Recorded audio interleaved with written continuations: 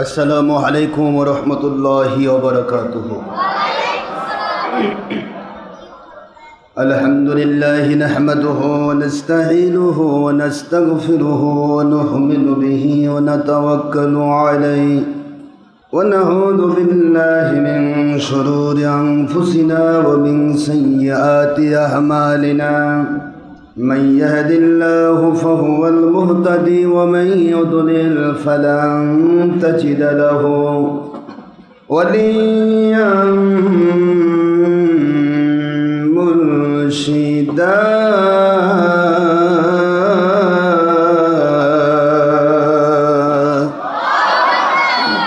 व नशहदु अन ला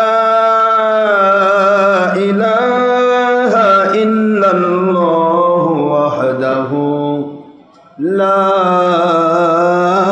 शरीक लहु व नशहदु अन्ना सय्यदना व सनदना व हबीबना व मौलाना मुहम्मदन अब्दन व नूरन व बशरन शकूरा।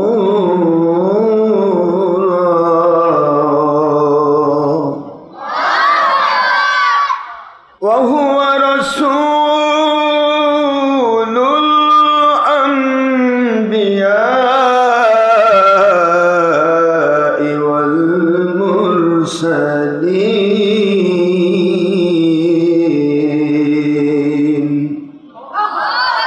الذي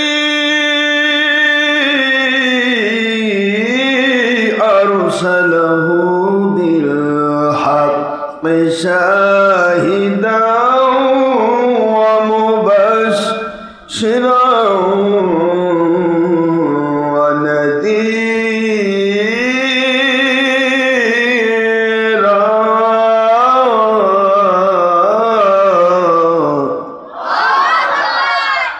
وداعيا إلى الله بإذنه وسراجا وشمسا ونورا وقمرا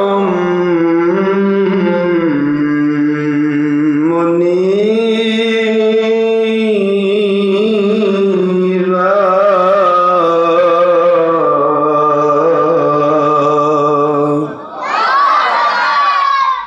فقد قال الله تعالى في كلامه المجيد وفرقانه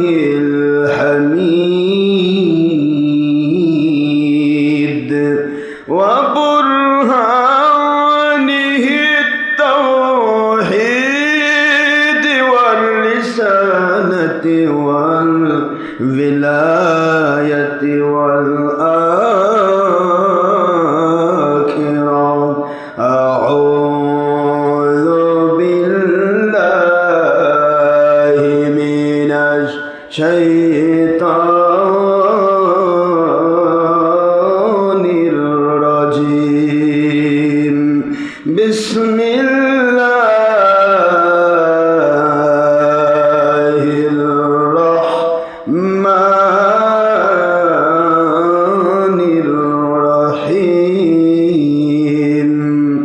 إن الله وملائكته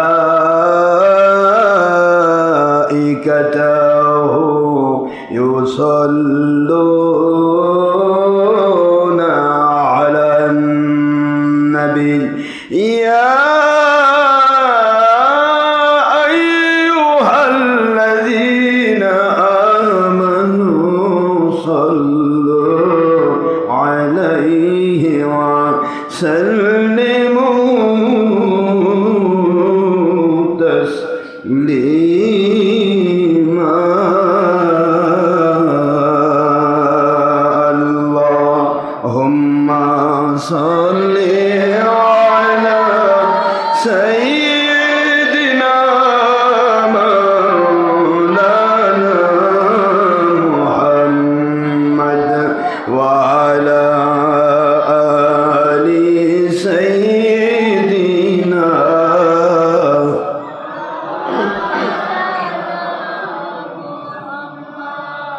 अल्लाह अपनी दया করুন নসিব করুন সোনার মদিনা আজকের জুমা কবুল করুন নসিব করুন সোনার মদিনা নূর নবীজিকে বারবার স্বপ্নে না দেখাইয়া মাওলা মোদের কবর দেশে নিবেন না আল্লাহুম্মা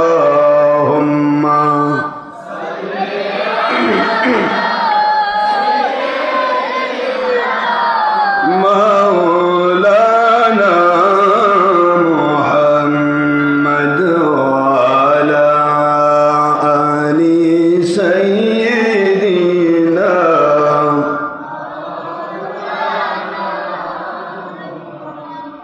আমরা সবাই বড় বড় গুনাহগার গো নবীজি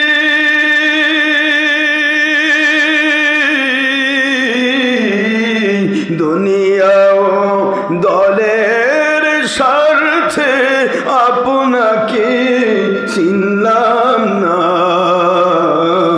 সেই অপরাধে রুজহা সরিয়ে সেই অপরাধে বিপদের দিনে সুপারিশ করতে ভুলবেন না আল্লাহুম্মা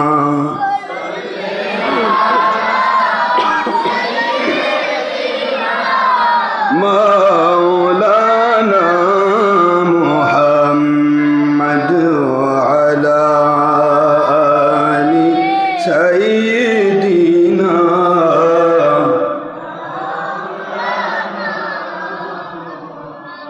আখেরি নবীজি ওনার উম্মত আমরা কুল সৃষ্টি জগতে নেই যার কোনো তুলনা আখেরি নবীজি ওনার উম্মত আমরা কুল কায়নাতে নেই যার কোনো তুলনা নবীজির শানে মহব্বতন মিলিত ভাবে দরুদ পেশ করেন সকল ফেরেশতা ও স্বয়ং আল্লাহ রব্বুনা সূরা আহজাবের 56তম আয়াত 22 পারা পবিত্র কোরআন খুলে দেখো না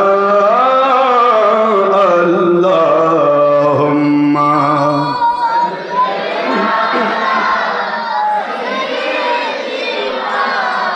مولانا محمد وعلى آل سيدنا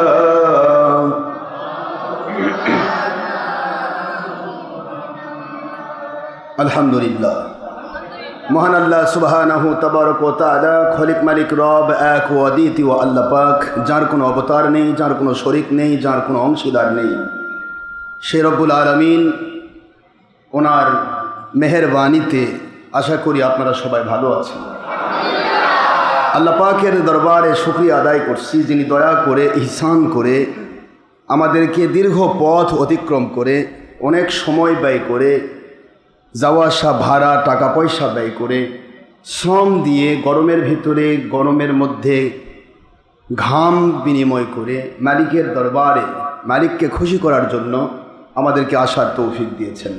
আমরা তাঁর দরবারে শুকরিয়া করছি। তিনি ইচ্ছা করলে আমাদেরকে হাসপাতালে ফিরে রাখতে পারতেন, ইচ্ছা করলে আজকে যারা ইন্তেকাল করেছেন তাদের আওতাভুক্ত করতে পারতেন, কিন্তু তিনি আমাদেরকে হায়াত দয়া করে দিয়েছেন, সুস্থ রেখেছেন, আমাদেরকে আসার মানসিকতা এবং তৌফিক দিয়েছেন। উদ্দেশ্য একটি, আমরা এসেছি আল্লাহ এবং নবীকে খুশি করার জন্য, ঠিক না ভাই? ঠিক বলুন। সেই উদ্দেশ্যে মালিক খলিক রব আল্লাহ পাক যখন দয়া করেছেন, এই দয়াটা তাঁর দয়া না হলে আমরা নিঃশ্বাসও ফেলতে পারবো না। তার শুকরিয়া করতে মন চায় না? সবাই মহব্বতে পড়ুন আলহামদুলিল্লাহ। মহান আল্লাহ পাক রব্বুল আলামিন, তিনি আমাদের রব। তার কথাগুলি শোনাই হলো মুমিনের দায়িত্ব, ঠিক না বাবারা? আল্লাহর কথাগুলি শোনা কি মুমিনের, এবং সেগুলি মানার চেষ্টা করা দায়িত্ব। আল্লাহ পাক এমন এক রব, শুধু বলবেন করো ফরজ হয়ে যায়, শুধু বলবেন করো না হারাম হয়ে যায়, শুধু বলবেন করা উচিত ওয়াজিব হয়ে যায়, শুধু বলবেন করা উচিত নয় মুমিনের জন্য, সেটা মাকরুহে তাহরিমি হয়ে যায়। আল্লাহ পাক রব্বুল আলামিন তিনি দয়া করে ইহসান করে আমাদেরকে পৃথিবীতে এত নিয়ামত দিয়ে বেঁচে রেখেছেন। এই জন্য সবাই একটু কালিমাতু শুকর আদায় করছি আলহামদুলিল্লাহ। দরুদ ও সালাম করছি দুজাহানির সৈয়দ সৈয়দুল মুরসালিন আখেরি নবী নূর নবী হায়াতুন নবী আল্লাহ পাক রব্বুল আলামিন দয়া করে যাকে দুজাহানের বাদশাহ বানিয়ে দিয়েছেন, তিনি কুল কায়নাতের জন্য আল্লাহর পক্ষ থেকে এক বন্টনকারী নবী। জোরে বলুন সুবহানাল্লাহ। সহিহ বুখারীতে এসেছে, আন মুআবিয়া রাদিয়াল্লাহু তাআলা আনহু ক্বালা ক্বালা রাসূলুল্লাহ সাল্লাল্লাহু আলাইহি ওয়াসাল্লাম মান ইউরিদিল্লাহু বিহি খায়রান ইউফাক্কিহু ফিদ্দীন ওয়া ইন্নামা আনা কাসিম ওয়াল্লাহু ইউতি। সহিহ বুখারীর হাদিস। আল্লাহ পাক বলেন, আমার মালিক আমাকে দেন। হুজুর পাক সাল্লাল্লাহু আলাইহি ওয়াসাল্লামের দিকে ইন্ডিকেট করে, আল্লাহ পাকের দিকে ইন্ডিকেট করে আমার আখির নবী সাল্লাল্লাহু আলাইহি ওয়াসাল্লাম বলতেছেন যে আমার মালিক খলিক রব আমাকে দেন, আর আমি নিজের হাতে সারা জগতে তা বন্টন করি। আমাদের জীবনে যত ধন সম্পদ, টাকা পয়সা, বাড়ি গাড়ি, এদের দরবার বলেন, সন্তান বলেন, আপনি হায়াত পান, মৌতের দিকে যান, অসুস্থতা পান, আপনি যেটাই পাচ্ছেন সব কিছু কিন্তু আল্লাহ পাকই দিয়েছেন, কিন্তু বন্টন হচ্ছে আমার নবীজির পক্ষ থেকে। কার পক্ষ থেকে বলেন তো? নবীজি পাক সাল্লাল্লাহু আলাইহি ওয়াসাল্লাম, ওনার পক্ষ থেকে বন্টন ক্রিয়া। এটা বুখারী শরীফের হাদিস। এই জন্য নবীজির উপর দরুদ পড়ছি, তিনি যেন আমাদেরকে দয়া করে ইহসান করে আমাদের যেন আল্লাহ পাকের মেহেরবানি বন্টন করেন, আল্লাহর রহমত যেন বন্টন করেন। কোরআন শরীফে এই জন্য আল্লাহ বলেছেন, ওমা আরসালনাকা ইল্লা রাহমাতাল লিল আলামিন। এটা আল্লাহ পাকের বাণী। আল্লাহ বলেন, এখানে কত কথা এর ভিতরে ঢুকে আছে। নবীজি গো, সারা জগতের মানুষ যত কিছু পায় সব কিছুই আমার রহমতে পায়, আর সেই রহমাতুল লিল আলামিনে আমি আপনাকে বানাইছি। সূরাতুল আম্বিয়া আলাইহিমুস সালাম আয়াত শরীফ নম্বর 107, 17 নম্বর সূরা, 21 নম্বর পারা। আল্লাহ পাক রব্বুল আলামিন বলেন, আমি আমার নবীজি পাক সাল্লাল্লাহু আলাইহি ওয়াসাল্লামকে জগৎ সমূহের যতদূর আমি রব, যতদূর আমি রুবুবিয়াতের দায়িত্ব নিয়েছি, পালন কর্তা, খলিক, মালিক, রব, স্রষ্টা, পান্নিওয়ালা, রেজেক দাতা, মৌত দাতা, হায়াত দাতা, যত দূর ডিস্টেন্সে, যত দূর পর্যন্ত পরিধি দিয়ে আমি জগৎবাসীকে আমি আল্লাহ পাক রুবুবিয়াতের দায়িত্ব নিয়েছি, রব হিসেবে প্রকাশ করেছি, ঠিক ততদূর পর্যন্তই আমার নবী হলেন আমার পক্ষ থেকে রহমত নাজিলের ওসিলা, রহমাতুল লিল আলামিন। একটু কি বুঝে আসে? আপনারা কি আমার কথা বুঝতেছেন? রহমাতুল আলামিন হচ্ছে আল্লাহর পক্ষ থেকে সকল রহমত নাজিলের মিডিয়া। সেই নবীজির উপরে দরুদ শরীফ পড়া দরকার আছে না নাই? সেই নবীজি পাক সাল্লাল্লাহু আলাইহি সাল্লামকে ভালোবেসে তার কথা মানার দরকার আছে না নাই? এটাই আল্লাহ বলেছেন, এটাই আল্লাহ পাক বলেছেন। আমি আল্লাহ পাক রব্বুল আলামিন তোমাদেরকে নবী দিয়েছি। লাকাদ মান্নাল্লাহু, আল্লাহ পাক রব্বুল আলামিন ইহসান করেছেন, আল্লাহ পাক রব্বুল আলামিন দয়া করেছেন বিল মুমিনিন, মুমিনদের কাছে। ইদ বাআসা ফীহিম রাসূলা, আল্লাহ পাক বলেন আমার এমন এক রসুলকে মুমিনদের কাছে পেশ করেছি যে রসুল হলো গোটা জগৎবাসীর কাছে আমি আল্লাহর পক্ষ থেকে রহমত নাজিলের ওসিলা। এই জন্য এটা আমার এহসান, এরা বড় দয়া। আমার নবীকে যে নাজিল করেছি মুমিনদের কাছে, এটা আমার সবচেয়ে বড় দয়া। জোরে বলুন সুবহানাল্লাহ। হুজুর হচ্ছেন এহসান, আল্লাহর এহসান, আল্লাহর দয়া। আল্লাহ পাক বলেছেন আমি তোমাদেরকে নবী দিয়ে এহসান করেছি। কারণ এমন এক নবী পেয়েছো যে নবীকে মানলেই জান্নাত, যে নবীজিকে ভালোবাসলেই ঈমান, যে নবীজির দুশমনি করলেই বেঈমান, যে নবীজিকে না মানার চিন্তা করলেই জাহান্নাম। এই জন্য হুজুরকে দিয়ে আমাদেরকে ইহসান করা হয়েছে। সেই নবীজির পৃথিবীতে আসার দিন, সামনে রবিউল আউয়াল শরীফ আসতেছে। রবিউল আউয়াল শরীফ এমন একটি মাস, আমি আপনাদেরকে আগে বলেছি, এ মাসটি সম্পর্কে অসংখ্য নির্ভরযোগ্য কিতাব এসেছে। আপনারা ইমাম কাসতুলানী রহমতুল্লাহি আলাইহি বুখারীর শারে বুখারী শরীফের যিনি শরহ গ্রন্থ লিখেছেন, তিনি তাঁর মাওয়াহিবে লাদুনিয়ার ভিতরে স্পষ্ট করেছেন।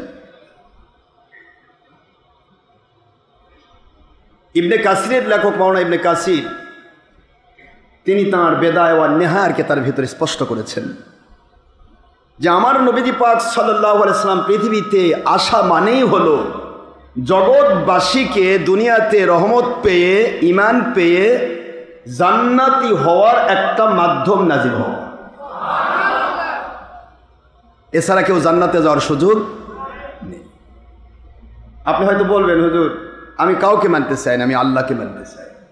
এরকম অনেক লোক আছে বাংলাদেশে, অনেক আলেম আছে, মৌলবী দাবিদার আছে, ফেসবুক ইউটিউবের মধ্যে খালি চেঁচামেচি করে। এরা কিন্তু বলে আল্লাহ ছাড়া কাউকে মানা যাবে না, আল্লাহ ছাড়া কাউকে মানা যাবে না। যখন বলল তখন আপনি একটু কমেন্ট করেন হুজুর আপনি তো আল্লাহ না, তা আপনার কথা মানবো কেন? হ্যাঁ বলেন তো একটু, তাহলে আপনি এত চেঁচামেচি করতেছেন কেন? আল্লাহ ছাড়া কাউকে তো মানা যাবে না, সেটা আমরাও জানি, তা আল্লাহ কি মানবো? তা আপনি কেন? আপনার কেন লাইক দিতে হবে? আপনাকে কেন সাবস্ক্রাইব করতে হবে? কেন আপনার ওয়াজ শুনতে হবে? এই যে ওয়াজটা শুনতে হচ্ছে, এই শুনতে হচ্ছে আল্লাহ পাকের কথা শোনার জন্য। এটাই মিডিয়া, এটাই মাধ্যম। আল্লাহ পাক রব্বুল আলামিন ওনাকে মানার ব্যাপার অনেকে আবার বলেন আল্লাহ মানা লাগবে আর রসুলক মানা লাগবে, এটা আবার বেশি, এই ভাগটা আবার বেশি। এটা হলো সেমি ওয়াহাবি। সেমি বোঝেন না? একটা প্রাণীর যদি অর্ধেক হাঁস হয় আর অর্ধেক মুরগি হয় তো কেমন লাগবে? কথা হ্যাঁ ভালো লাগবে? অর্ধেক ছাগল অর্ধেক মনে করেন যে যেটা হারাম জিনিস কুকুর, কেমন লাগবে? হ্যাঁ এদের ব্যাপারটা ঠিক তাই, মানে কিছু মানবো কিছু মানবো। আল্লাহ রাব্বুল আলামিন বলেন দুনিয়াতে আমি আল্লাহ রাব্বুল আলামিনকে একমাত্র আমার আখেরি নবী ছাড়া দুনিয়ার কেউ দেখতে পাই নাই, কোনোদিন পাবেও না। তাহলে যাক দেখা যায় না, তাকে মানবেন কেন? কথা বলেন। মালিক তো নিরাকার, স্থান কাল পাত্রের ভিতরে আমার আল্লাহকে রাখা যায়? কারণ স্থান যতগুলো আছে জায়গা, সব কিছু সৃষ্টি কে করেছেন? তাহলে যদি আপনি আল্লাহকে স্থানের মধ্যে নেন, তাহলে বুঝতে হবে স্থান সৃষ্টি করার আগে আল্লাহ কোথায় ছিলেন। কথা বলুন, আমার কথা বোঝেন নেই? হ্যাঁ, কত প্রকার মানুষ পৃথিবীতে এসেছে। কেউ বলতেছে আল্লাহ আরশে বসে আছে, কেউ আবার কাসিদাও লেখছে আসমানে থাকেন আল্লাহ, আমি জমিনে, মানে আল্লাহ আসমানে থাকছে আর ওই জমিনে আছে। কথা বলেন, আমার কথা বুঝতেছেন না?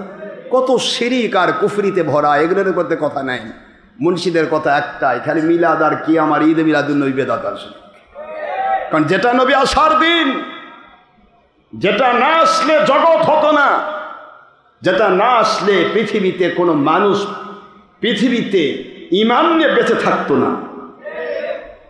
আখিরে নবী সাল্লাল্লাহু আলাইহি ওয়াসাল্লাম আসার কারণেই আমরা এত কিছু পেয়েছি। রমজান মুবারক পেলাম, কোরআন শরীফ নাজিল হলো,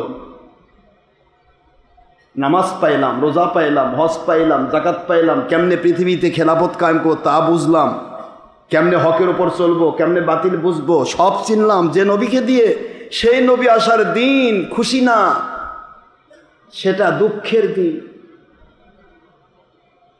কথা বলছেন না? আপনারও তাই মনে নাকি? এটা কি খুশি না?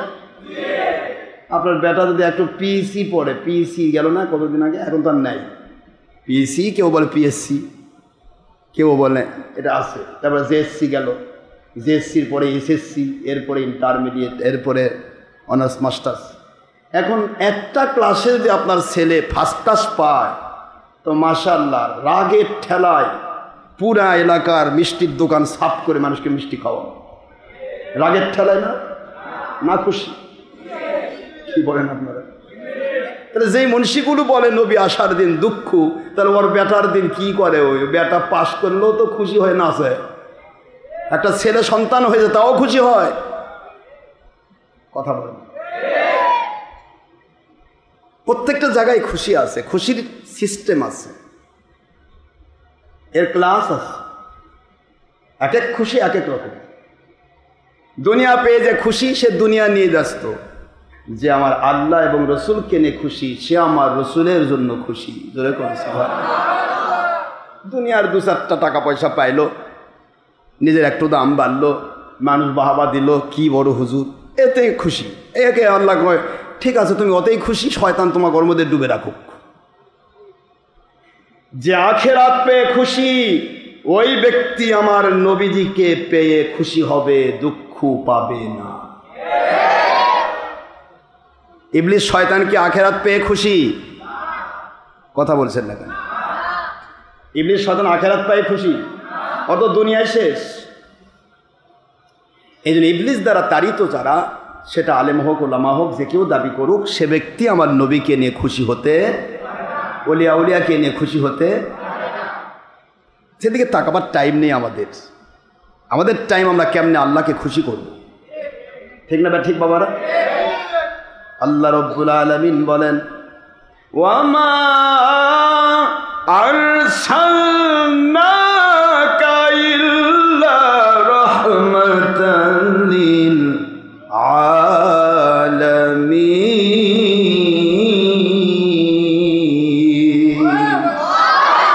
ওয়ামা আরসালনাকা ইল্লা রাহমাতান লিল আলামিন। বন্ধু, কে খুশি হলো কে নারাজ হলো ওটা আমার বিষয় নয়। আমার বিষয় আপনি জগৎ সমূহের জন্য রহমত।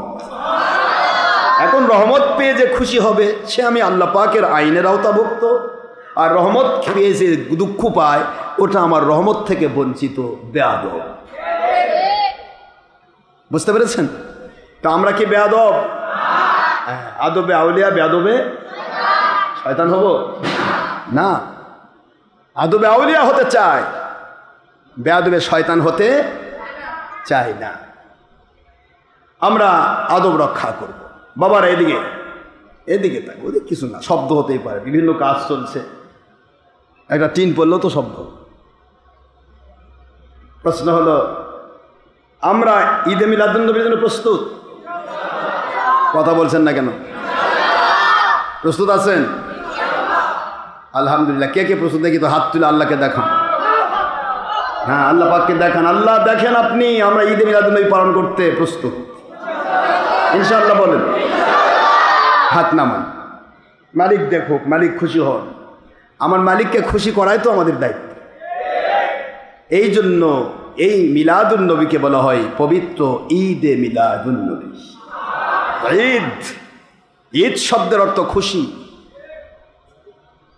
ঈদুল ফিতরে একটু ব্রেকফাস্ট করে ঈদের মাঠে যাব, এর জন্য বান্দা খুশি। কোরবানির দিয়ে একটু গরুর গোস্ত খেয়ে বান্দা কোরবানি করে গরুর গোস্ত খাবে, মানুষকে খাওয়াবে, এতেই খুশি। আর কোরবানি সহ ঈদ সহ নামাজ রোজা হজ জাকাত কোরআন হাদিস সব কিছু নাজিল হলো যেই নবীর মাধ্যমে জান্নাত পাবো, যেই নবীকে ওসিলা করে আমি দুনিয়াতে রহমত পাবো, মিজানে বাঁচবো, কবরে বাঁচবো, হাসরে বাঁচবো, পুলসিরাতে বাঁচবো, কিয়ামতে জান্নাত পাবো। ওই নবী আসার জন্য খুশি হতে পারি না, এমন কুলাঙ্গার আমরা হতে চাই না। এটা বংশের কুলাঙ্গার, এর জন্মটাই বৃথা। এর জন্মটা কি বৃথা জন্ম। আমার নবীকে নিজে খুশি হতে পারে না। অবশ্য দেখবেন যারা এগুলা কয়, ওদের নেতা যদি জেলত থেকে বার হয়, ওরে বাপরে, মিষ্টির দোকান শেষ, লাফালাফি ঝাপা ঝাপি, জেল থেকে বের হয়েছে আমার নেতা। তাহলে ওর নেতার জেল থেকে বের হওয়াও খুশির দিন, কিন্তু আখেরি নবী নাজিলের দিন খুশি না, দুঃখের দিন। এদেরকে চিনে রাখতে হবে, এদেরকে চিনে রাখতে হবে। যদি চিনে রাখতে পারেন তাহলে তাদের ধোকায় আপনি ধ্বংস হবেন না। আর চিনতে না পারেন তাহলে মধুর বাণী, ওই যে হুজুর বলেছেন বুখারীতে আসছে, এমন এক সময় আসবে, এটা আমি ওয়াজের মধ্যে বলেছি এবং হাদিসে একবার সনদ সহ আপনাদেরকে শোনাইছি, নেটে আছে। এমন একটা সময় আসবে যে মানুষগুলি একদিকে মুখে হবে মধুর মতো মিষ্টি, মধুর মতো মুখে মধু, অন্তরে বিষ, মধুর মতো মিষ্টি কণ্ঠ, কোরআন শরীফ তেলাওয়াত করবে তা মনে হয় যে কোরআন বোধহয় নাজিল হচ্ছে, কিন্তু ওদের কণ্ঠনালীর নিচে কল্প পর্যন্ত কোরআন পৌঁছবে না। কণ্ঠ থেকেই বিদারিত হয়ে ওই ব্যক্তিটাকে দুনিয়ার বাহাবা পাওয়ায়, ওই ব্যক্তিটাকে দুনিয়ার কিছু মর্যাদা পাওয়ায় শয়তান তাকে ধোঁকা দিয়ে জাহান্নামে পৌঁছায় দেবে। কল্প পর্যন্ত যদি না যায়, সে তেলাওয়াত জগৎ বিখ্যাত হোক, কোনো ফায়দা নেই। আর কল্প পর্যন্ত যদি যেতে পারে, সে তেলাওয়াতে মিষ্টি থাক আর না থাক, ওই ব্যক্তি জান্নাতে চলে যাবে। হুজুর বললেন তাদের মুখে শুধু কণ্ঠনালী পর্যন্ত কোরআন থাকবে, কিন্তু অন্তরে ঢুকবে না। এদের অন্তর হবে, উপরে হবে মধুর মতো মধুমাখা মিষ্টি কথা, আর অন্তর হবে, হুজুর বুখারীতে হুজুর বর্ণনা করেছেন, অন্তর হবে হিংস্র বাঘের মতো।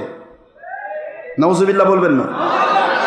আপনারা একটু তাকান তো আব্বাজান, যে মানুষগুলি নবীর বিরুদ্ধে বলে, এই মুন্সিরা কি হিংস্র নয়? এরা কি হিংসুক নয়? হিংসা করেই তো এক একজনের উপরে প্রতিশোধ নিতে ব্যস্ত হয়।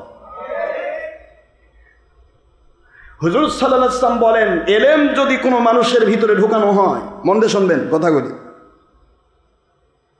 ওই মানুষের পাত্রটা যদি, পাত্র যেটা কল্প, এই কল্প পাত্রের মধ্যে যদি হিংসা থাকে, অহংকার থাকে, লোভ থাকে, মিথ্যা থাকে, বিদ্বেষ থাকে, তাহলে ওই কল্পটা কলুষিত থাকলো। এই অবস্থায় যদি কোনো কোরআন শিখে, কোনো হাদিস শিখে, তাহলে এটা গিয়ে কলুষযুক্ত হয়ে ওই এলেম তাকে জাহান্নামে পৌঁছায়, তাকে হিংসুক বানায়, তাকে হিংস্র করে তোলে, প্রতিশোধ পরায়ণ করে তোলে। আর কল্প যদি হিংসা, অহংকার, লোভ, মিথ্যা থেকে মুক্ত রাখে, ওইখানে যখন কোরআন সুন্নাহর জ্ঞান ঢুকে যায়, এই কোরআন সুন্নাহর জ্ঞান তাকে এমনভাবে মালিকের পক্ষ থেকে রহমত তার উপর নাজিল করে যে এই জ্ঞানই তাকে দুনিয়াবাসীকে হেদায়েতের বাণী শোনায়, দুনিয়াবাসীকে হাজার হাজার লাখ লাখ লোককে নিয়ে জান্নাতে পৌঁছায় দেবে। তো জোরে বলতে হবে সুবহানাল্লাহ। قد أفلح من تزكى وذكر اسم ربه فصلى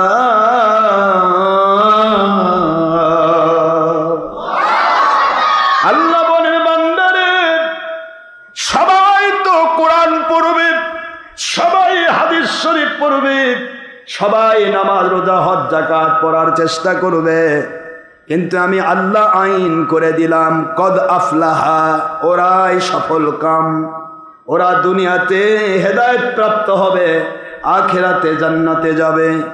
মান তাযাক্কা, যারা তাদের কল্পকে সমস্ত কলুষতা থেকে মুক্ত করেছে।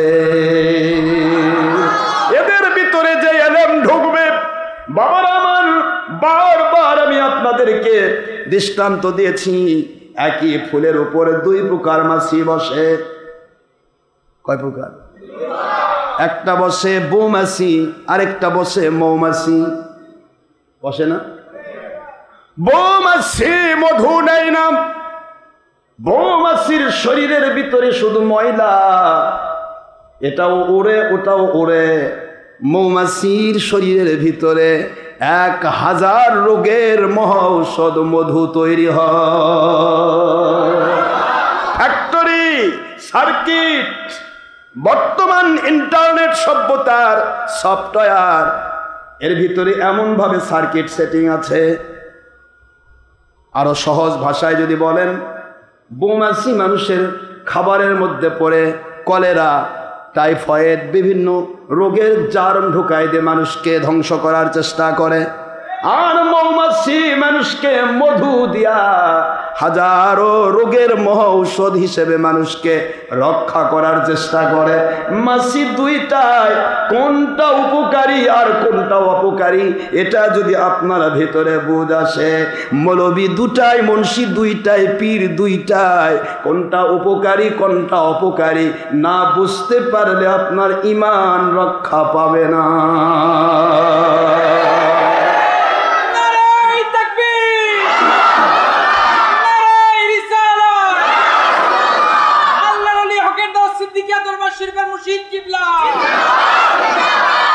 দুইটাই।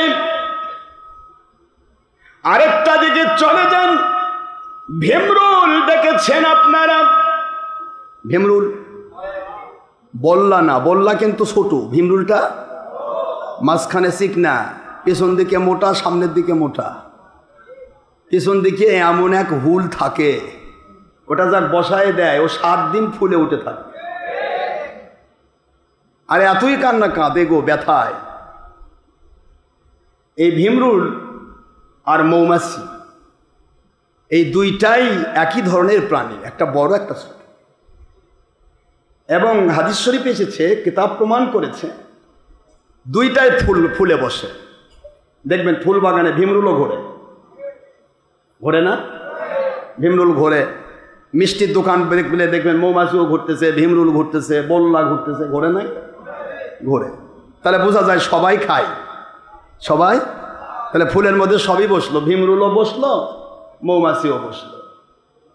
মৌমাছি বসলো, ফুল থেকে মধু নিয়ে 10%, 10%, 100 ভাগের 10 ভাগ, এই 10 ভাগ মিষ্টি মধু তার সার্কিটের মধ্যে সিস্টেম করে আল্লাহর হাবিবের উপর দরুদ সালাম পড়ে আল্লাহ পাকের হুকুম মেনে মৌমাছি তার ভিতরে 100% মিষ্টি, মিষ্টির জগতের শ্রেষ্ঠ মিষ্টি মধু তৈরি করল।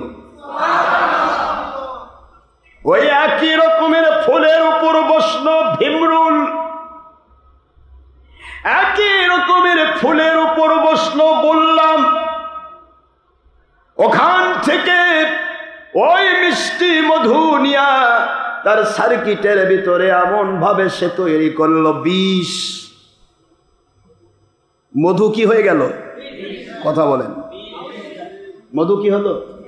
বিষ হয়ে গেল।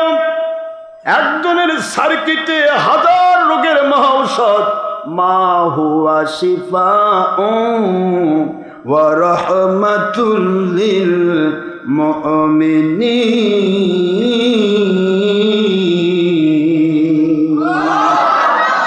1000 রকমের মহৌষধ একজনের সার্কিট থেকে বের হলো ফুলের মধু, আরেকজনের সার্কিট থেকে বের হলো কি? বিষ। কোরআন সুন্নাহ পবিত্র ফুল, এ ফুলের মধু 2 প্রকার হুজুরি নেয়। এটাকে কেউ নিজের সার্কিটের ভিতরে হিংসা দিয়ে, অহংকার দিয়ে, লোভ দিয়ে, বিদ্বেষ দিয়ে, মিথ্যাচার দিয়ে, নবীজির দুশ্মনী দিয়ে, ওলিয়া উলিয়ার দুশ্মনী দিয়ে, সাহাবায়ে কেরামের দুশ্মনী দিয়ে, শুধু লেবেলধারী মৌলবী কিন্তু এগুলি সব করে আল্লাহর কোরআন সুন্নাহর পবিত্র ফুলের মধু নিয়া তার সার্কিটের ভিতরে বিষ তৈরি করলো। যাকে বসান দিল ঈমান হারিয়ে জাহান্নামে গেল।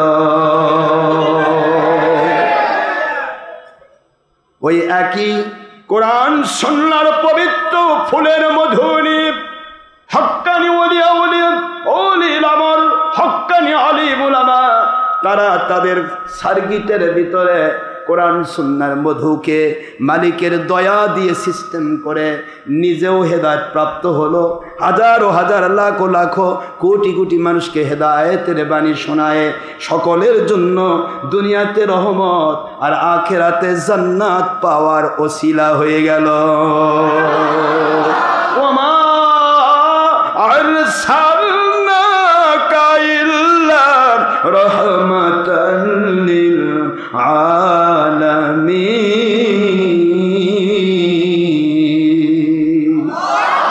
আল্লাহ বলেন, বন্ধু সারা জগৎ সময়ের জন্য আপনাকে আমি রহমাতুল আলামিন বানাইছি। আর রহমাতুল আলামিনের সাথে যার সার্কিটের মিল থাকবে, কানেকশন থাকবে, সে হবে রহমতওয়ালা মানুষ। তার ভিতরে রহমতের মধু তৈরি হবে, তার ভিতর থেকে হাজারো হাজারো লাখো লাখো কোটি কোটি মানুষ হেদায়েতের বাণী পেয়ে যাবে।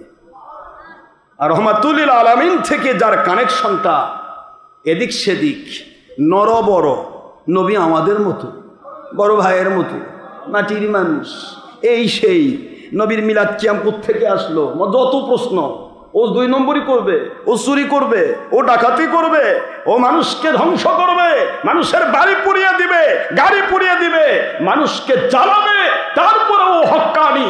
আর যারা আল্লাহর জন্যতে মানুষকে আল্লাহওয়ালা বানানোর চেষ্টা করবে তারা হবে ভণ্ড।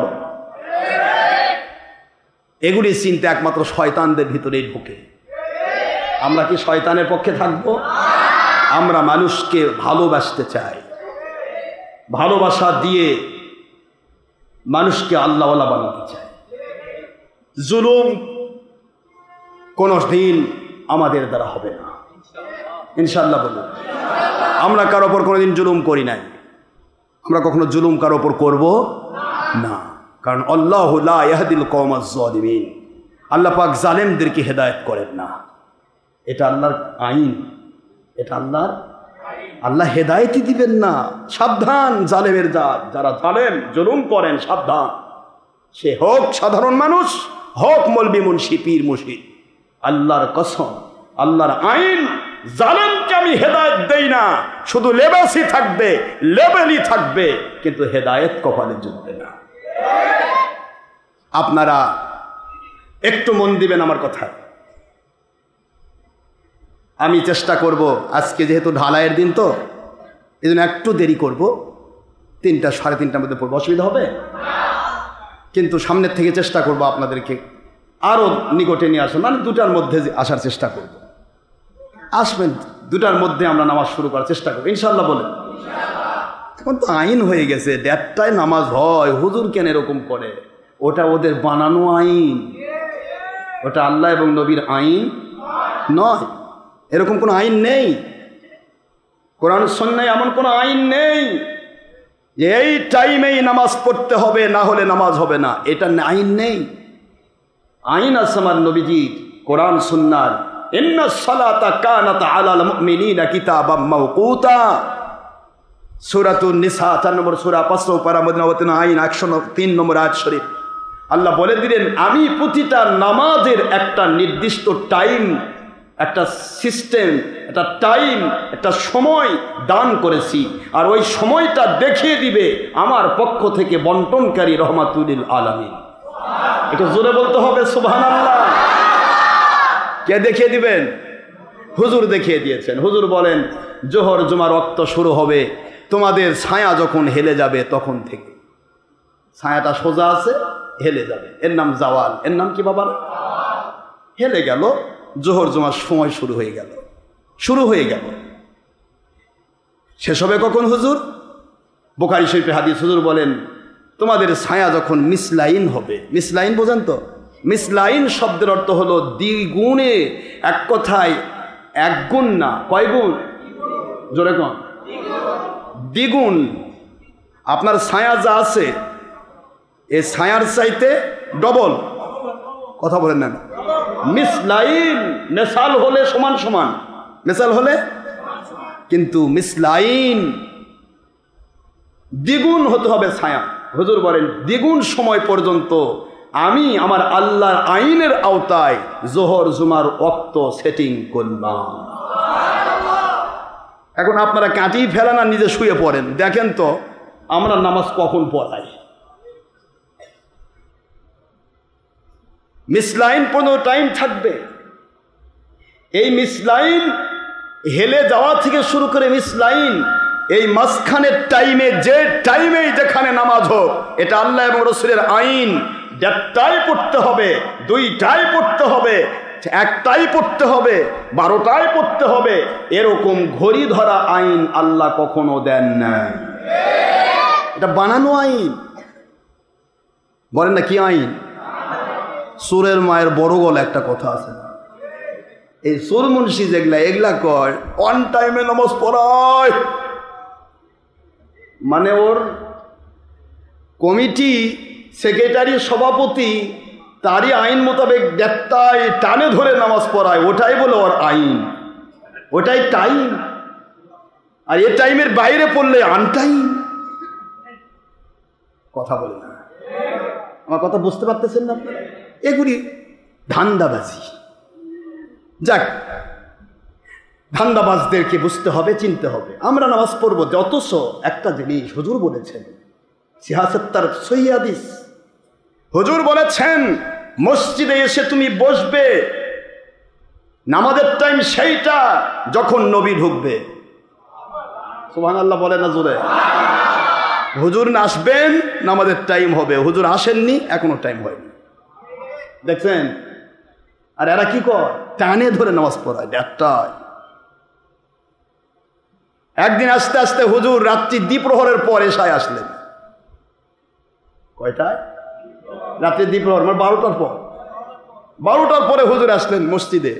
দেখি আমার সাহাবীরা কি করে। সাহাবায়ে কেরাম বসে থেকে আল্লাহর জিকিরে মশগুল আছেন, একজনও নড়ে না, কেউ নামাজের মুসাল্লায় দাঁড়ায় না। কারণ আমার নবীজি পাক সাল্লাল্লাহু আলাইহি ওয়াসাল্লাম যদি না আসতেন তাহলে বলে দিতেন কাউকে ইমাম নিযুক্ত করতেন। সুবহানাল্লাহ। যেহেতু তিনি নিযুক্ত করেন নাই, বোঝা যাচ্ছে তিনি আসবেন। এই আসবেন বলতে বলতে সাহাবায়ে কেরাম রাদিয়াল্লাহু তাআলা আনহুম মাগরিবের পর থেকে 1 ঘন্টার পরেই এশা নামাজের টাইম চলে আসে। আর সেই সময় থেকে সাহাবায়ে কেরাম বসে রয়েছেন মসজিদে নববী, যেটা আল্লাহর জমিনের শ্রেষ্ঠ মসজিদ, বাইতুল হারামের পরেই যার স্থান। এই মসজিদে নববীতে সাহাবায়ে কেরাম বসা। আল্লাহর হাবিব সাল্লাল্লাহু আলাইহি ওয়াসাল্লাম রাত্রি দ্বিপ্রহরের পর এসে ঢুকলেন। ঢুকে বলেন, আপনারা কি এশা নামাজের জন্য বসে আছেন? বলে, জি হুজুর। বলে, আপনারা যতক্ষণ বসে আছেন নামাজের জন্য, নামাজ না পড়লেও প্রতিটা মুহূর্ত আল্লাহর পক্ষ থেকে নামাজের সওয়াব লেখা হচ্ছে। একটু জোরে বলতে হবে সুবহানাল্লাহ। এগুলি কে কাকে বোঝায়? খালি তিরিবিরি করে হুন্ডায় এসে ত্রাং করে নামাজ পড়ে ত্রাং করে দৌড়তে গিয়ে একজনের বাড়ির যা বেরিসল পড়াবে আর 13 চোখে দেখবে, ও মুন্সি তো আমাকে চিনবে না, তো চিনবে না আমাকে। আমাকে চিনতে হলে আল্লাহ এবং রাসূলের সন্তুষ্টি আপনার ভিতরে থাকতে হবে। আল্লাহর কসম, আপনি আমাকে চিনবেন। আপনি পীর হন, আপনি হুজুর হন, সাধারণ মানুষ হন, আপনার ভিতরে যদি আমার আল্লাহ এবং রাসূলের সন্তুষ্টির জন্য আমল করা হয়ে থাকে, আল্লাহর কসম আপনি আমাকে চিনতে ভুল করবেন না। কিন্তু আপনার ভিতরে যে ধান্দা কাজ করে, আপনার ভিতরে যে দলীয় সমস্যা কাজ করে, আপনার ভিতরে যদি কোনো মানুষের ভয় কাজ করে, আপনার ভিতরে যদি চাকরি ঠিকানোর কাজ করে, আপনার ভিতরে যদি বাহবা পাওয়ার চিন্তা কাজ করে, আপনার ভিতরে যদি মাল কামায়ের ধান্দা কাজ করে, তাহলে আপনি আমাকে চিনবেন না, আপনি ভুল করবেন। এতে আমার কোনো সমস্যা নেই। I have no objection about the matter or fact or pursuit or job or business or all other of that profession. আমার কোনো বিষয় নিয়ে অবজেকশন নেই। আমার টাইম নেই কোনো 2 নম্বরের চিন্তায় মাথা খাটানো। আমাকে কাজ করতে হবে না আল্লাহর। হুজুর বলেছেন আবিরিদু তোমরা জোহর জুমার নামাজের শ্রেষ্ঠ সময় আমার কাছ থেকে নিয়ে নাও। শ্রেষ্ঠ সময় বলেন কি সময়? শ্রেষ্ঠ সময়, এটা উত্তম সময়। সময় তো শুরু হয়েছে জাওয়াল থেকে, শেষ হবে মিসলাইনে, কিন্তু শ্রেষ্ঠ সময় শুনে নাও। সহিহ বুখারী বাবু আওকাতিস সালাত অধ্যায় খুলতেই পাবেন। হুজুর বলেন আবরিদু তোমরা জোহর জুমার নামাজের টাইমটা সূর্যের তেজ ঠান্ডা করে দিয়ে পড়ো। ইন্নাল হাররাতা ইয়াতি মিন ফাইহিল জাহান্নাম, নিশ্চয় দুপুর বেলার গরম এটা জাহান্নামের আগুনের নিঃশ্বাস থেকে পতিত হয়। এই জন্য আমি আখেরি নবী মুহাম্মদুর রাসূলুল্লাহ সাল্লাল্লাহু আলাইহি সাল্লাম আইন করে দিলাম, উত্তম সময় যদি জোহর জুমা পড়তে চাও, আমি আল্লাহর নবী আল্লাহ পাকের আইন দিয়ে দিলাম, আবরিদু অর্ডার, তোমরা জোহর জুমা ঠান্ডা করে দিয়ে পড়ো। ঠান্ডা বোধহয় 1টার সময় হয়, টানে ধরে 1:30টা, টেনে ধরে 12টায়। লামাজাবিগুলো আছে না, ওয়াক্ত আসার আগে আজান দেয়, ওই মনে করে আমি একমাত্র নামাজি। হ্যাঁ কি হয়েছে? হ্যাঁ ইফতারের 5 মিনিট আগে আজান দেয়, যাতে করে শয়তান ধোকা দিছে যে 1 মিনিট আগে যদি ইফতার করে সারাদিন রোজা থাকে আর 4 পয়সার দাম নেই, একটু রোজাটা নষ্ট করে দিই। 1 মিনিট পরে করলে কি গন্ধ বের হবে নাকি? হ্যাঁ এত টানাটানি কেন? আপনার রোজা নষ্ট করার চেষ্টা। এত টানাটানি কেন? ওয়াক্ত আসার আগেই নামাজ পড়ার উদ্দেশ্য মানুষকে দেখানো আমি নামাজি, আর ওয়াক্ত আসেই নাই নামাজ বাতি। এগুলি কাজ আপনি যেটাই করবেন আমার নবীজির আইন দিয়ে করতে হবে। এটা আইন, এটা ল এন্ড কানুন। এখানে কোন রকমের চুচারা করার সময় নেই।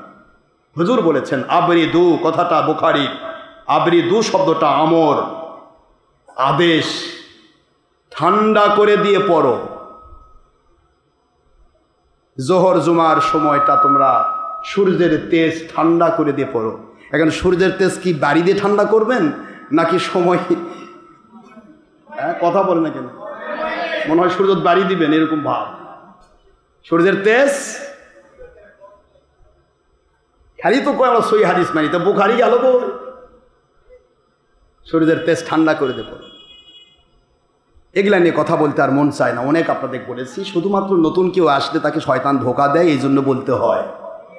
হ্যাঁ হুজুর কেবল শুরু করতেছে, সব জায়গার নামাজ শেষ। সব জায়গার নামাজ শেষ হলে তো আমারটা হবে না আব্বা।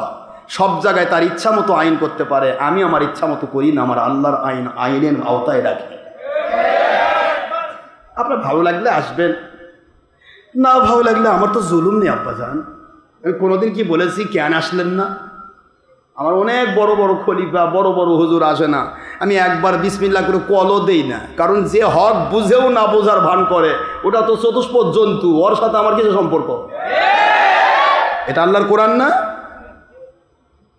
লাহুম কুলুবুন লা ইয়াফকাহুনা বিহা ওয়া লাহুম আ'য়ুনুন লা ইউবসিরুনা বিহা ওয়া লাহুম আযানুন লা ইয়াসমাউনা বিহা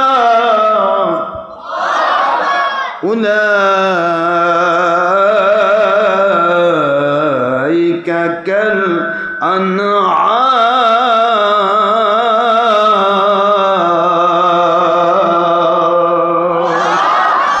বাল হুম আদাল উলাইকা হুমুল গাফিলুন। আল্লাহ বলেন সোনার মুসলমানেরা শোনো, যেই মানুষগুলি শুনেও না শোনার ভান করে, অন্তরে বুঝ আছে এটাই সত্য, বুঝেও না বুঝার ভান করে, কান দিলাম শোনার জন্য, শুনেও না শোনার ভান করে, চোখ দিলাম হককে দেখার জন্য, কোনটা হক কোনটা বাতিল হক দেখেও না দেখার ভান করে, উলাইকা কাল আনআম। আল্লাহ বলেন আমি তোমাদেরকে একটা ফতোয়া দিয়ে দিলাম, নোটিশ দিয়ে দিলাম, ওদের পরিচয় শোনো, ওরা চতুষ্পদ জন্তু জানোয়ার। আল্লাহর কি আক্ষেপ দেখছেন? আল্লাহ বুঝাইলেন চতুষ্পদ জন্তু, ওরাও তো মানুষকে চিনে, যে খাবার দেয় তার খাবার অস্বীকার করে না, ডানে বললে ডানে যায়, বামে বললে বামে যায়, হাল বইতে যায়, কথা বলেন নাকি? ওরা তো কথা শোনে, কিন্তু এরা তো তাও শোনে না, না হলো না, বালহুম আদল, বরং এরা চতুষ্পদ জন্তুর চাইতেও খারাপ। কি কথা আমার আল্লাহ, কি কথা! উলাইকা হুমুল গাফিলুন।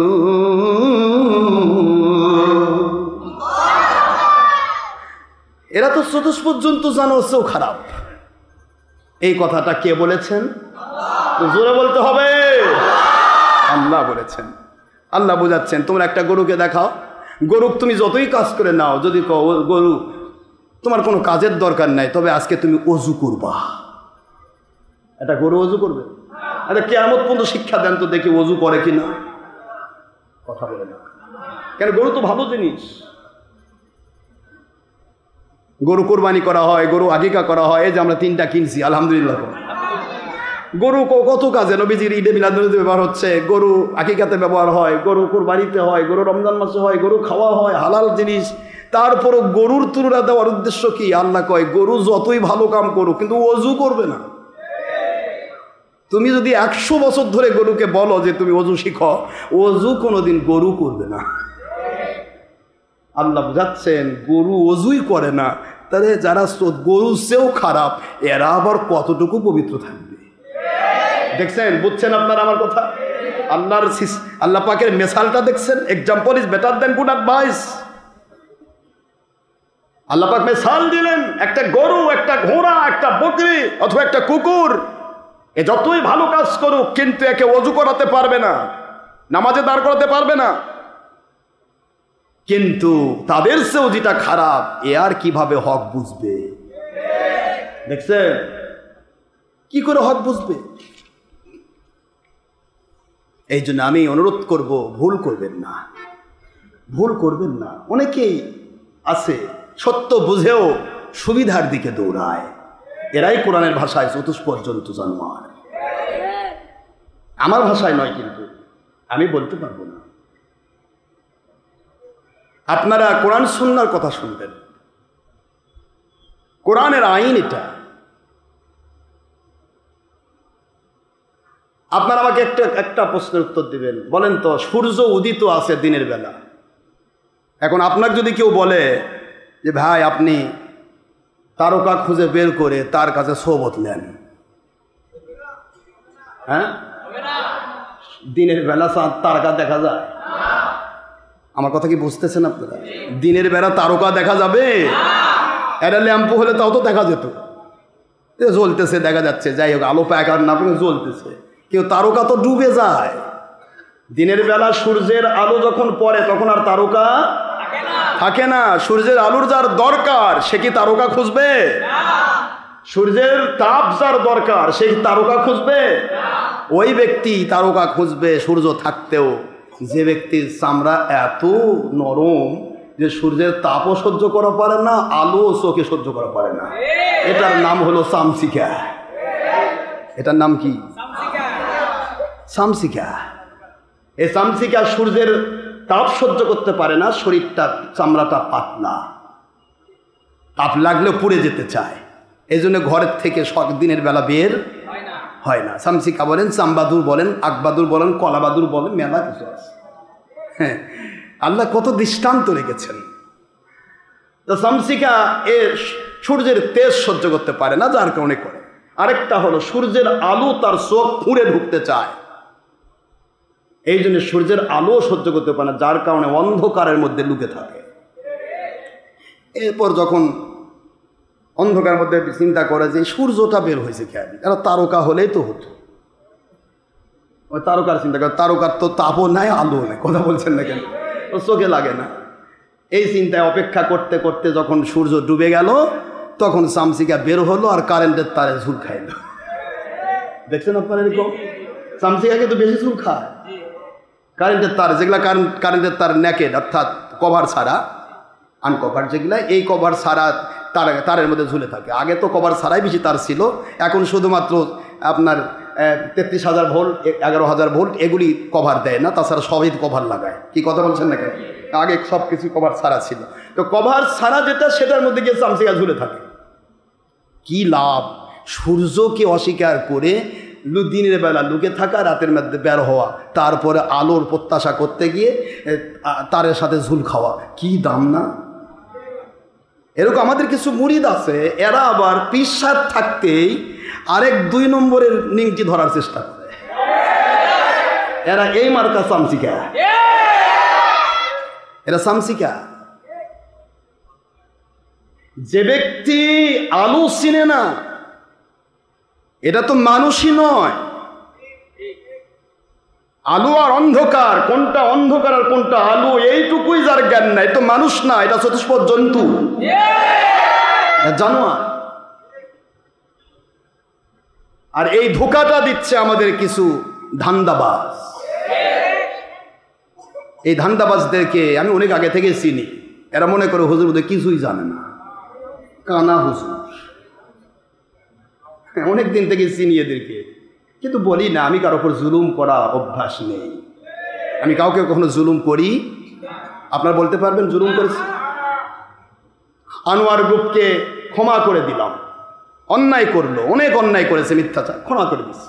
ক্ষমা করার পরেও মানুষ কই বেড়ায়, হুজুর দেখছেন আমাদের কত ভয় পায়, ক্ষমা করে দিছে, ক্ষমা করে দিও বলে ভয় পাইছে। কি মুশকিল! ফিনিশিংয়ে আমাকে বাধ্য হতে হলো তাদেরকে ক্লোজ করতে। যে ব্যক্তি ক্ষমায় বোঝে না, এর তো আর কোনো অস্তিত্ব নাই। এ এমনভাবে বিক্রি হয়েছে যে ওয়াকার নতুন করে তোলার সুযোগ নেই। এখন কিছু খলিফা নামে ধান্দাবাজ বের হয়েছে, কিছু না তো 1 জন 2 জন, বেশি না। আমার খলিফা তো সারা বাংলাদেশে প্রায় প্রত্যেক ডিস্ট্রিক্টে, প্রত্যেক থানায় আমি খেলাফত দিয়েছি, আলহামদুলিল্লাহ। কিন্তু খেলাফতের উদ্দেশ্য হচ্ছে মানুষকে প্রতিনিধিত্ব করা। বাংলাদেশ সরকারের পক্ষ থেকে যদি একটা প্রতিনিধি ইন্ডিয়াতে যায় বা পাকিস্তানে যায় বা আমেরিকায় যায়, তাহলে ওই প্রতিনিধি যদি ওখানে গিয়ে বলে আমি বাংলাদেশ সরকারের চাইতে বেশি দামি, বুঝতেছেন না, আমি তার প্রতিনিধি, তাহলে ওই দেশে গেলে ওই বিদেশ তো গ্রহণ করবেই না, বরং উত্তম মধ্যম দেওয়া শুরু করবে। এটুকু জ্ঞানও নাই আমাদের মুরিদদের। মুরিদদের এতটুকু জ্ঞান থাকবে না? এত লিখিত কেতাব দিলাম, এত ওয়াজ করেছি, এত তালিম দিয়েছি, জিকির শিখাইছি, ইলমে তাসাউফের জন্য কেতাব লিখে দিয়েছি, ফতোয়ার কেতাব লিখে দিয়েছি, নিজে প্র্যাকটিক্যাল জিকির করায়, মিলাদ কিয়াম করায়, প্রতিদিন 100 করে 200 বার আপনাকে দরুদ শরীফের সবক দেওয়া হয়েছে, 5 জিকির সবসময় কলবের মধ্যে জিকির জারি থাকবে দেওয়া হয়েছে। এরপরেও আপনি চিনবেন না প্রতিনিধি কতটুকু আর পীরসাদ কতটুকু। দেশের সরকারের পক্ষ থেকে একটা প্রতিনিধি গেলে একে অতিরিক্ত বললে রাষ্ট্রদূত বলা যায়, সরকার বলা যায় না। এই জ্ঞানটুকু নেই আপনার। আর এই ধান্দাবাজ ধোকাবাজ মানুষ কয় আমিও তো হুজুরের প্রতিনিধি, প্রতিনিধি, প্রধান খলিফা, তাহলে আমার কাছে বায়াত হলেই হুজুরে পাওয়া যাবে। তার মানে তারার কাছে বায়াত হলে সূর্য পাওয়া যাবে। এ সূর্য যখন ওঠে তখন তো তারার খবরই নাই। এগুলি কি? আমি আপনাদেরকে একবার বলেছি, ধান্দাবাজ কখনো আমার সাথে টিকবে না। হুজুরের সাথে টিকেনি, দোজাহানের বাদশার সাথে টিকে নাই, 350 ধান্দাবাজ বিশর বাহিনী, ওবাই বিন সুলুল বাহিনী, কাব বাহিনী, কত বাহিনী, সব বাহিনী মিলে তারা 350 মুনাফিক নবীকে বুঝতে পারে নাই। হুজুর বন্টন করতেছে, কয় যে আল্লাহর নবী মুহাম্মদ সাল্লাল্লাহু আলাইহি ওয়াসাল্লাম একটু ভালো করে বন্টন করে, মানে নবী ওর থেকে বন্টন করা শিখবে। এই হলো আকীদা। আর আমার ধান্দাবাজদের আকীদা, হুজুর যেখানে ভয় পায় আমাকে সেখানে পাঠায়।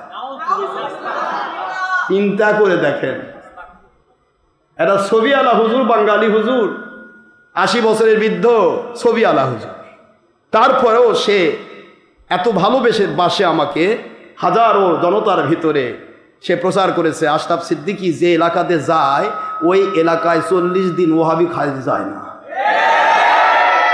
একটা ছবি আলা অন্য পীরের মুরিদ, একটা বয়োজ্যেষ্ঠ 80 বছরের বৃদ্ধ চিনল আশরাফ সিদ্দিকীকে। আর তুমি ভণ্ডামি করে আশরাফ সিদ্দিকীর মুরিদদের কাছে করে খাও, মাল কামাই করো, বেটা তুমি চিনো না, তোমার মতো জালেম আর দুনিয়াত কি আছে? কি শিখেছো এগুলি?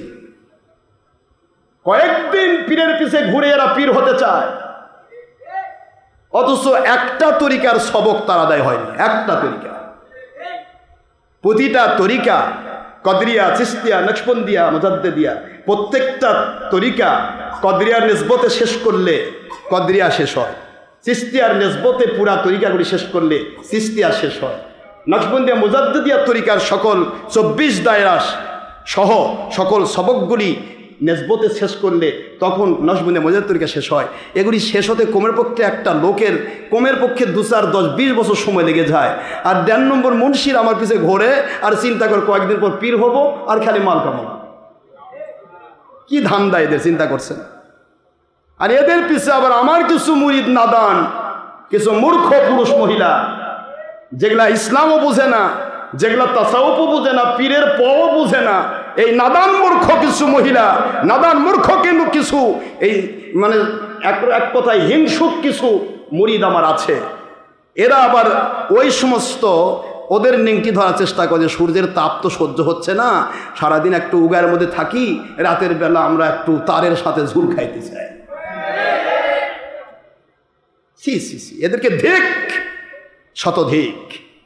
আমার হকের দাওয়াত সিদ্দিকিয়া দরবারে একটা ইলিটারেট থেকে কলম থেকে মাস্টার্স লেভেল পর্যন্ত মানুষ টিকবে, সেই ব্যক্তি মৃত্যু পর্যন্ত টিকে থাকবে যার ভিতরে কোনো ধান্দাবাজি নেই, যার ভিতরে থাকবে আল্লাহ এবং নবীজির মহব্বত, যার উদ্দেশ্যই থাকবে নবীজি পাক সাল্লাল্লাহু আলাইহি ওয়াসাল্লামকে ভালোবেসে দুনিয়াতে রহমত পেয়ে আমি আল্লাহর জান্নাতি হতে চাই, এই ব্যক্তিটা মৃত্যু পর্যন্ত টিকবে, পৃথিবীর কোনো শক্তি তাকে নড়াতে পারবে না ইনশাআল্লাহ।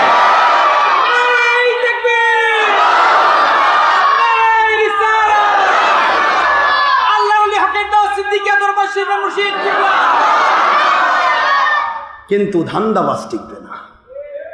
কোন ধান্দাবাজ আছে এত কুড়ি কাজ হচ্ছে, আমার কাম দেয় না কেন?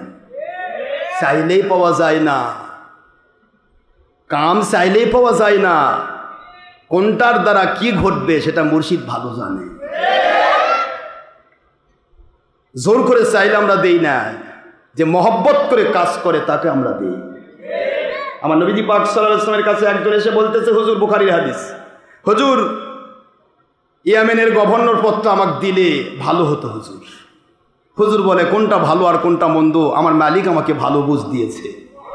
আমি সেই শরীয়তের নবী যাদের কাছে কেউ পদ চাইলে আমরা দেই না, আমাদেরকে মহব্বত করে যে কাজ করে আমরা ইচ্ছে করে তাদেরকে পদ দিয়ে দিই। বুঝতে পেরেছেন বাবারা? সুন্নাহর সিস্টেম দেখলে আমার এখানে আসবেন। আর যদি কেউ কেন এত লোক কাটে কেন, তাহলে আপনি বলেন হুজুরের দরবার থেকে 350 কাটলো কেন? বলেন, আমাকে বুঝান। নবীজির সুন্নতের উপরে যে দরবার চলবে, সে দরবার থেকে ধান্দাবাজ কাটতেই হবে। ধান্দাবাজ কখনো টিকবে না। আমি আশ্চর্য হয়ে যাই। আপনি বলেন তো, আপনারা বলেন, আপনি যতক্ষণ বেঁচে আছেন ততক্ষণ পর্যন্ত আপনার বেটা আপনার সম্পদের মালিক হবে? ফারায়েজও বোঝে না। আপনি ইন্তেকালের পরে ফারায়েজ সূত্র দাখিল হবে। যতক্ষণ আপনি পৃথিবীতে জিন্দা, ততক্ষণ পর্যন্ত আপনার ফারাইজ সূত্রের কোনো ধারায় বেটা বেটি কেউ কিছুই কোনো ক্ষেত্রে দাবিদার হবে না, ইন্তেকালের পরে দাবিদার।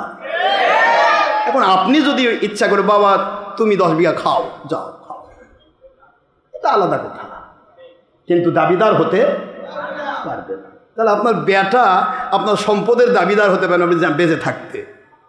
পীর মুরিদির লাইনে আসেন, পৃথিবীর কোনো পীর বেঁচে থাকতে তার আপন ঔরসজাত সন্তান কখনো পীরত্ব পাবে না, এটা তাসাউফ।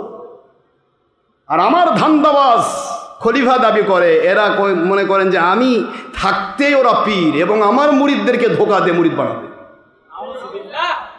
দেখছেন ধোকা। আমার মুরিদ কুমার বা বাড়ার চিন্তা নেই, আমার হাজার লাখ লাখ মুরিদ যদি 10,000 মুরিদ কমে যায় আমার কোনো যায় আসে না, কিছুই হবে না ইনশাআল্লাহ। কিন্তু প্রশ্ন হলো আমাকে তো শরীয়ত বোঝাতে হবে, আমার তাসাউফ বোঝাতে হবে না। তাসাউফের ভাষা হচ্ছে একজন মুর্শিদ বেঁচে থাকার সময় মুর্শিদ খেলাফত তার ছেলেকে দিতে পারে, কিন্তু বাবা ছাড়া ছেলে কখনো বায়াত করাতে পারবে না, বাবার সূত্র ধরেই বায়াত করাতে হবে। যেখানেই যাবে ছেলে বলবে আমার আব্বা জানের খেলাফত, আমার আব্বা জানের আপনাকে বায়াত করাতেছি, শুধু সূত্র আমাকে খলিফা বানাইছে, আমি আমার আব্বার খলিফা প্রতিনিধি, আমি বায়াত করার অধিকার পাইনি বাবা ইন্তেকালের আগ পর্যন্ত। নিজের বেটা, এগুলি বোঝার চেষ্টা করবেন। রামসাগর মার্কাত 2 নম্বর পুরুষ মহিলা বোঝেনি না ইসলাম, মিসাই 1.5 নম্বরের পিছে লিঙ্কি ধরে ঘোরেন, কি পান তার কাছে? কি দেখা সাক্ষাৎ হবে নাকি? আমার মুরিদ মহিলারা তাদেরকে কিছু ধোকা দেওয়া হয়েছে, ধোকা এরকম দেওয়া হয়েছে হুজুর তো কোনো মহিলার সাথে দেখা করবে না, তিনি তো মহিলা কোনো মারেফত দিতে পারবে না, তবে আমাদের সাথে ঘুরলে পাবেন। এগুলি ধান্দা। আমি শুধু এইটুকু বোঝাতে চাই, আমার মুরিদ মহিলা যারা আছেন, আমার মুরিদ পুরুষ যারা আছেন, আমি আপনাদের পায়ে হাত দিয়ে বলছি, আমি শুধু শরীয়ত বোঝাচ্ছি। আপনার মতো মুরিদ 5,000 10,000 কাটলে আশরাফ সিদ্দিকীর চুলও লড়বে না, ইনশাআল্লাহ বলেন। কিন্তু প্রশ্ন হলো আপনাকে শুনে নিতে হবে ইসলামের শরীয়ত। মুর্শিদ কিবলার ইন্তেকালের পূর্বে কেউ যদি মুর্শিদ কিবলার একজন মুরিদকে বায়াত করাতে চায়, তাহলে যে করানো এবং যে হলো এই দুইটাই হবে মুনাফিক, ধান্দাবাজ, ধোঁকাবাজ, বেঈমান, জাহান্নামী।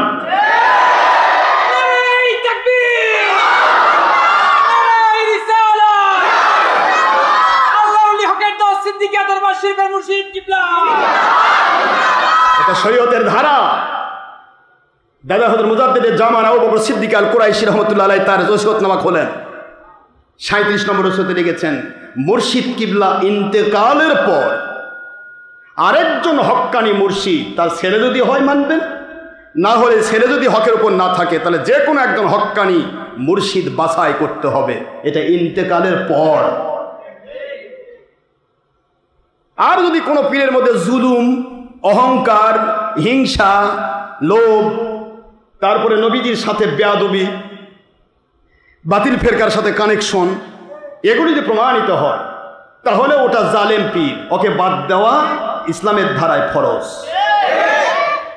তখন আপনি আরেকজন হক্কানি পীর বাছাই করতে পারবেন। এছাড়া পীর ইন্তেকালের আগে আপনি কাউকে নিতে পারবেন। তরকারি চাকা, হ্যাঁ, যে ও তরকারি কেমন লাগে দেখি তো একটু।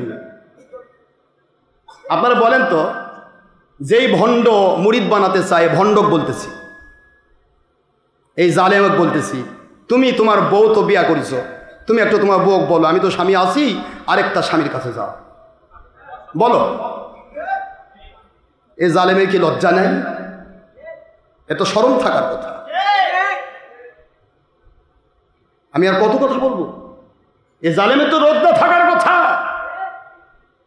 আমি 4 দিন বগুড়াতে না, এর মধ্যে দেখি যে কি লেখালেখি, এই সেই যেগুলা লেখছে ছেলেরা। আমি লেখার পক্ষপাতী নই, কারণ আমি কাউকে ছোট করতে চাই না, কিন্তু যেগুলা লিখেছে, যে অপরাধ এর চাইতে অনেক বেশি অপরাধ সে করেছে, অনেক বেশি।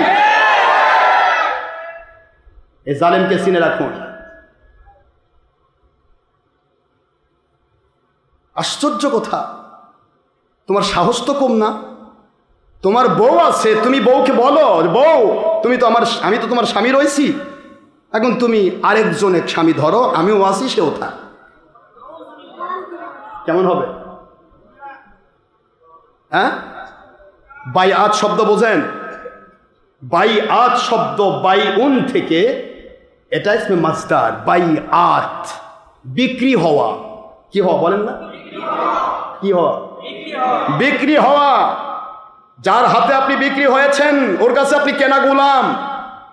ও যতক্ষণ পর্যন্ত হ্যান্ড ওভার না করবে, বিক্রি না করবে, ততক্ষণ পর্যন্ত আপনার বিক্রি হওয়ার আর কোনো অধিকার নাই। আর এটা বোঝার পরেও যে তাকে নিতে চায়, এটাও যেমন জালেম, যে বিক্রি হতে যাচ্ছে এটাও জালেম। কোনোটা বিক্রি হবে না, এটা দুটাই ধান্দাবাজ, বেঈমান হয়ে মরবে। এগুলি কেন বোঝাতে হবে আমাকে? এত ওয়াজ নসিহত কোথায় গেল? শয়তান কি ঘুম পারবে আব্বা? বগুড়াতে বাতিল ৭২ ফেরকার বিরুদ্ধে কোটি কোটি টাকার দরবার তৈরি হচ্ছে। শয়তান কার মাথার ভর করে এখানে নিংটি মারে ঘুরতেছে, মালকাচ্চা মারে ঘুরতেছে। দেখি কাক পাওয়া যায়, কার মধ্যে কোন রোগ আছে, ওই রোগ দিয়ে ঢুকবো, হকের দাওয়াত থেকে বের করে দিব। এতে শয়তানের লাভ, তোমার কোনো লাভ নেই। এটা শয়তানের লাভ। ইবলিস শয়তান প্রচেষ্টাই থাকবে, এটা তো জানেন আপনারা। তার প্রচেষ্টাই একটা। চিন্তা করতে পারেন আপনারা? একটু মন দিয়ে শোনেন তো। আমি কোনো জায়গাতে বাহাস করা লাগে না আমার। আজও কোনো বাতিল ফেরকা আমার বাহাসের ডিডে সই করা সাহস পাই না। বাহাসে বসা তো দূরের কথা, ডিডি পড়া সাহস পায় না। সাজাদপুরে লোক আসছেন আপনারা?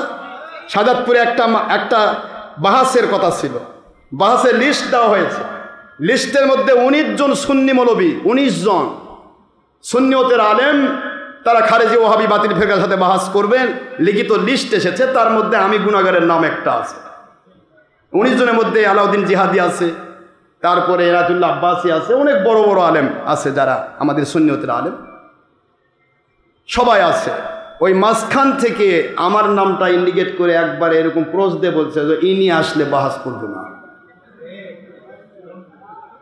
18টা আসলে সমস্যা নাই, ওই একটা খালি না আসলে হয়। কারণ ওরা ভালো করেই জানে যে এই একটাই যথেষ্ট। প্রথমবারেই কথা বলেন না কেন? এটা অহংকার নয় আব্বা, এটা মালিকের গোলামির ফসল। তিনি আমাদেরকে দয়া করেছেন। হাদা মিন ফাদলি রব্বি, আল্লাহ পাক দয়া করে ইহসান করে গোলামি করে নিচ্ছেন, তার গোলাম। হাজার আশরাফ সিদ্দিকী তৈরি করতে আমার আল্লাহর একটা সেকেন্ড সময় লাগে না। হাজার আশরাফকে কবরে ঢুকাতে আমার আল্লাহর 1 সেকেন্ড লাগে না। এই জন্য এটা গোলামি। যাকে দিয়ে যে গোলামি করে নিতে হবে সেটা তিনি সেটিং করেন। এটা জোর করে পাওয়া যায় না বা বেলায়েতটা জোর করে হয় না। বেলায়েত আল্লাহ প্রদত্ত নিয়ামত। নবুয়ত যেমন আল্লাহ পাক দয়া করে ইস্তেবা করেন, যাকে ইচ্ছা তাকে দেন না, যাকে খুশি হন তার উপর নাজিল করেন। বেলায়েতটা নবুয়তের দরজার নবীদের কদম মোবারক থেকে বের হয়। এই জন্য বেলায়েতটাও আল্লাহ পাক যাকে তাকে নাজিল করেন না। হিংসুকের উপর বেলায়েত দেওয়া হবে না। এটা পীরের বেটা পীর হয়ে করে খাইতে পারে, কিন্তু হিংসুক কোনোদিন বেলায়েত পাবে না, ওলি পাবে না, ওলিয়ত্ব পাবে না। আমার কথা বোঝেন নাই? হিংসুক কোনোদিন বেলায়েত পাবে না, অহংকারী বেলায়েত পাবে না, লোভী বেলায়েত পাবে না, অহংকারী বেলায়েত পাবে না, জালেম কোনোদিন বেলায়েত পাবে না। বেলায়েত আল্লাহ প্রদত্ত নিয়ামত। এটা তাদেরকেই দেওয়া হয় যার পাত্রটা পরিষ্কার আছে, দিলে কাম হবে। আপনার একটা গ্লাস অথবা একটা ভাণ্ড, একটা বোল বা বাটি, গরম লাগতেছে বাবা না? একটু কষ্ট করেন আব্বা, শেষ করে দিন। একটা বোল বা বাটি বা একটা গ্লাসের নিচে 1/3 ময়লা জমে আছে। পেশাব হোক, পায়খানা হোক, মল হোক, বা হয়তো একটু যে কোনোটাই হোক, ময়লা জমে আছে। এখন এই গ্লাসে আপনি দুধ ঢালেন তো খাওয়া যাবে তো? পুরা দুধটা, কথা বলছেন না কেন? এ দুধ খেলে মাশাআল্লাহ ভালোই হবে, পেট থেকে পেটে ঢুকবে, কিন্তু বের হবে অন্য কিছু হয়ে। তখন ডাক্তারের কাছে যাতায়াত করতে হতে 1000 টাকা ওষুধ লাগবে। ডিহাইড্রেশন শুরু। তো ময়লা গ্লাসের ভিতরে থাকলে এর মধ্যে দুধ দিলেও ওটা ময়লা হয়ে যাবে, পানি দিলেও ময়লা হয়ে যাবে, মধু দিলেও ময়লা হয়ে যাবে। এটা যেমন যার পাত্রের ভিতরে হিংসা, অহংকার, লোভ, মিথ্যাচার, জুলুম এগুলি যার পাত্রের মধ্যে ডুবে আছে, এটা 1/3 তো ডুবেই আছে। এখন এখানে কোরআনের বাণী দেন, হাদিসের বাণী দেন, তাসাউফের বাণী দেন, পীরত্ব দেন, খেলাফত দেন, ওটা ময়লা হয়ে বেরোবে। বুঝে আসছে? আমার কথা কয় বোঝেন না কি? বুঝছেন আপনারা? এটা কি হয়ে বের হবে? এটা ভালো জিনিস হয়ে বের হবে না। এই জন্য অনুরোধ করবো বাবারা, ভুল করবেন না, ভুল করবেন না, খবরদার আমরা ভুল করব না। আমি আমার ছাত্রদেরকে বলি, আমি বাতিল 72 ফেরকা বলেছি, আরে তোমরা আমার ওয়াসিফের সাথে পারবো না, বলছি না? আমি প্রথমে পাঠাবো বাতিল ফেরকার সাথে বাহাস করার জন্য মারুফকে, মারুফের সাথেই পারবে না, এক ঢিলে ফেল। মারুফ যদি না পারে তাহলে ওয়াসিফ যাবে, ওয়াসিফ না গেলে, না পারলে ফরহাদ আর রনি যাবে। ফরহাদ রনি যদি না পারে তখন আমি প্রধান খলিফা দাবিদার হয়তো হোরারাক পাঠালাম। ও যখন পারবে না তখন দেখি কোন বাতিল আছে, এখন আমি সামনে দাঁড়াবো। এটাও প্রচার করেছে জালেম, কয় হুজুর যেখানে ভয় পায় ওখানে আমাকে পাঠাচ্ছে। এই সমস্ত জিনিসগুলি বড় মারাত্মক ব্যাধি। এই ব্যাধিগুলি তাদের মধ্যেই ঢোকে যাদের ভিতরে গালিজ আছে। আমি আপনাদেরকে অনুরোধ করব, ফেসবুকে লেখালেখি প্রয়োজন নেই, কাউকে ছোট বড় করার দরকার নেই, যার রেজাল্ট সে পাবে। আমি একটি কথা আমার মালিকের কাছে বলেছি, আল্লাহ পাক এ দরবার আপনার, এ দরবারের অর্থ কাকদে দিতে হবে, ওটা আপনি সেটিং করবেন। এ দরবারের সময় কাকদে সেটিং করবেন, আপনি করবেন। এ দরবারের শ্রম কে দিবে, আপনি করবেন। এ দরবার কার দ্বারা উপকার হবে তাকে সেটিং করবেন। আর এ দরবারে কার দ্বারা ক্ষতি হওয়ার সম্ভাবনা আছে আপনি তার ব্যবস্থা করবেন। আমি কারো ব্যবস্থা নেই না, দেখেন এমনি এমনি ব্যবস্থা হয়ে যাচ্ছে। আলটিমেটলি কারো ব্যবস্থা আমাকে নিতে হয় না। আমরা ইতিমধ্যেই এই সমস্ত জালেম অনেক মহিলাকে হাত করেছে, অনেক মহিলাকে, কারণ মহিলা মহল তো বোঝেনি, স্পর্শকাতর। এরা যদি পীর সাহেব একটু দেখতে পায় পাগল হয়ে যায়, আর দেখার পাশাপাশি একটু স্পর্শ পায় তো আরো পাগল, আর যদি অন্য কিছু পায় তো গেছে শেষ, আর স্বামীরও দরকার নেই। নাউজুবিল্লাহ বলবেন না? এখন আশরাফ সিদ্দিকের কাছে যে এগুলার কোনো স্থান, এখন এই সুযোগটাই গ্রহণ করতেছে আমাদের ভণ্ডরা। এখন এই ভণ্ডদের পক্ষ থেকে এমনও হওয়া সম্ভব নয়, এদের 2 নম্বর কেনা মহিলাকে নিয়ে এমনও বলতে পারে আশরাফ সিদ্দিকের বিরুদ্ধে মিথ্যা কথা বলালো,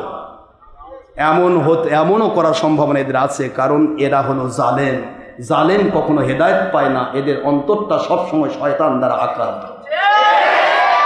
এই জন্য অনুরোধ করছি, এক কথা আমি বলতেছি, আবু হুরায়রা থেকে পুরা বাংলাদেশ দেশ বিদেশের সকল মুরিদ মোতাকে সবাই তার থেকে নিজেকে মাইনাস করবেন। যদি আমার মুরিদ দাবি করেন, আর যদি বলেন না হুজুর আমি আপনার মুরিদ না, আপনি জাহান্নামে যান, আমার কোনো আপত্তি নেই। কারণ আপনার মতো মুরিদ আমার দরকার নেই। যে মুরিদ সূর্য দেখেও চিনে না, ওই রাতের কারেন্টের তার ঝুল খাওয়ার জন্য অপেক্ষা করে, ওটা আমার দরকার নেই। আপনি আপনার পথ দেখে নেন, কিন্তু আমার দায়িত্ব আপনাকে সত্য বলে দেওয়া। বুঝতে পেরেছেন বাবারা? আমি এক কথাই বলেছি, আমার সকল মুরিদের মধ্য থেকে যাদের খেলাফত দিয়েছি, সবক কমপ্লিট হবে, তারপর এক তরিকা শেষ হলো ইন্টারমিডিয়েট, দ্বিতীয় তরিকা শেষ হলো ডিগ্রি, নকশবন্দিয়া মুজাদ্দেদিয়া তরিকা শেষ হলো মাস্টার্স।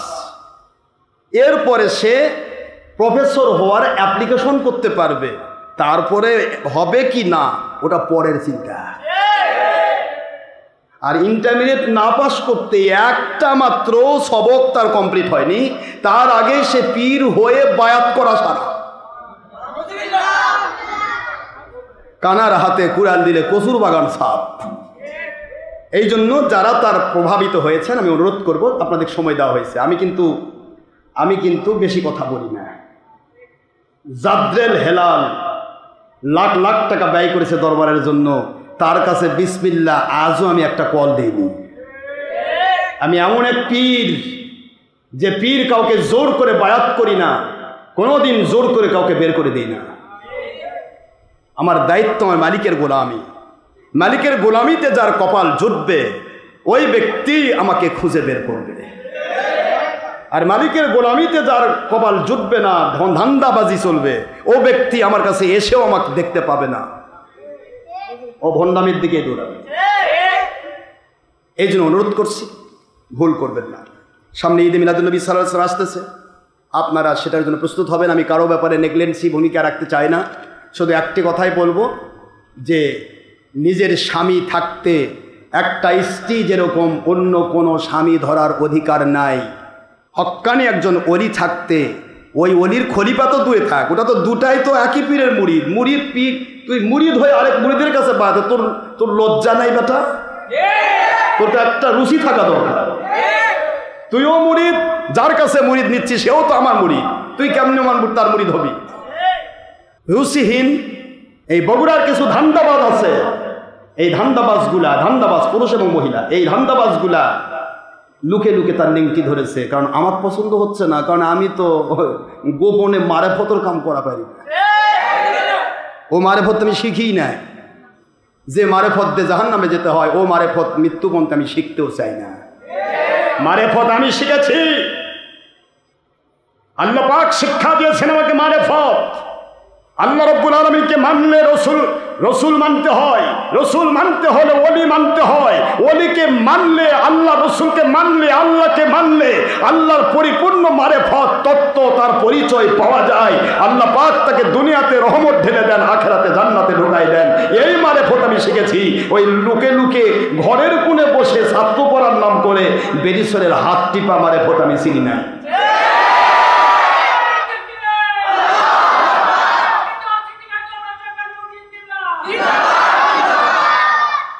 আল্লাহ পাক আমাদেরকে রক্ষা করুন। আল্লাহ পাক রব্বুল আলামিনের কাছে আমি পানা চাই আমরা যেন কোনো জালেমদের আক্রান্ত না হই। আমি এই মুহূর্তে আবারও স্বীকৃতি দিচ্ছি, সারা বাংলার সকল জেলা, সকল থানার সকল খলিফারাতে আপনারা বায়াত করতে পারবেন, কোনো আপত্তি নেই। কিন্তু আমার মুরিদ বাদ দিয়ে বাইরের লাখ লাখ মুরিদ তৈরি করেন, আমার মুরিদ বায়াত করতে পারবেন না। সে তো বিক্রি আছে আপনার পীরের কাছে, আপনিও পীরের কাছে বিক্রি, সেও বিক্রি। এক কৃতদাস আরেক কৃতদাসও কিনে কেমনে? এক গোলাম আরেক গোলামও কিনে? এটা কোন দুনিয়ার গল্প? এক গোলাম আরেক গোলামও কিনবে? অন্য কোনো পীরের কাছে তো যাওয়ার তোমার অধিকার নাই, যতক্ষণ তুমি এসে বলতে পারো হুজুর আপনার সে বড় একটা পীর পাইছি হুজুর, আমি ওখানে যেতে চাচ্ছি, তখন আমি ছাড়পত্র দিয়ে দেবো, বাবা তোমার বায়াত তুলে নিলাম, তুই যাও। কথা বলেন না দেখে, যখন আমি বায়াত তুলে নিয়েছি অর্থাৎ তালাক দিলাম, স্বামী যখন তালাক দিবে তখন যায়াই কিন্তু বায়াত করাতে পারবে না। যা তালাক দিলেই যে যা বিয়া বসবে তা না, আরো 3 মাস 10 দিন অপেক্ষা করা যাবে। আর এটা কি করে? এটা তালাকপ্রাপ্ত মহিলাও তো নয়, যাই কয় যে আমাকে বায়াত দেওয়ার অধিকার দিচ্ছে, আমি বায়াত করাবো। কাক করাবো? হুজুরের মুরিদ। জালেম কোথাকার! এ সমস্ত জালেম কেন আমার পিছে ঘোরে? আমি তো বুঝি না, কারণ এগুলি আমার নবীজির সুন্নত। হুজুর পাক সাল্লাল্লাহু আলাইহি ওয়াসাল্লামের সাথে উবাই বিন সুলুল থেকে কত কষ্ট দিয়েছে, এমনও কথা বলেছে মুহাম্মদ সাল্লাল্লাহু আলাইহি ওয়াসাল্লামকে মদিনায় ঢুকতে দিব না, দোজাহানের বাদশাহ রহমাতুল আলামিনকে ঢুকতে দিবে না। মুনাফিক কত খারাপ হয়! মুহূর্তের মধ্যে আব্দুল্লাহ রাদিয়াল্লাহু তাআলা আনহু, এই উবাই বিন সুলুলের বেটা, সে দাঁড়িয়ে গেছে, আল্লাহর বন্ধু, আল্লাহর বন্ধু, মদিনার ইহুদিরা সবাই মিলে দাওয়াত দিয়ে মদিনায় নিয়ে আসলো আপনাকে। আমার বাবা ইহুদির চাইতেও খারাপ মুসলমান দাবিদার, আপনার পিছে নামাজ পড়ে, আপনাকে মদিনায় ঢুকতে দিবে না, এই কথা বলেছে। সে তো এটা পারবেই না, সম্ভব নয় দোজাহানের বাদশার সামনে দাঁড়ানো।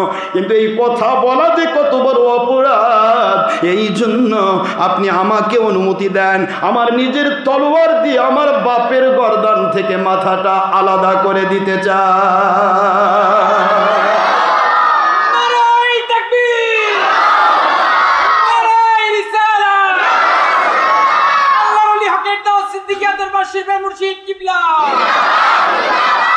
মুনাফিকের কাজ হলো কোন সময় সত্যটাকে তো মানতে পারবেই না, বরং সত্য যেন অন্য কেউ মানতে না পারে, এই জন্য সত্যের বিরুদ্ধে উঠে পড়ে লাগবে।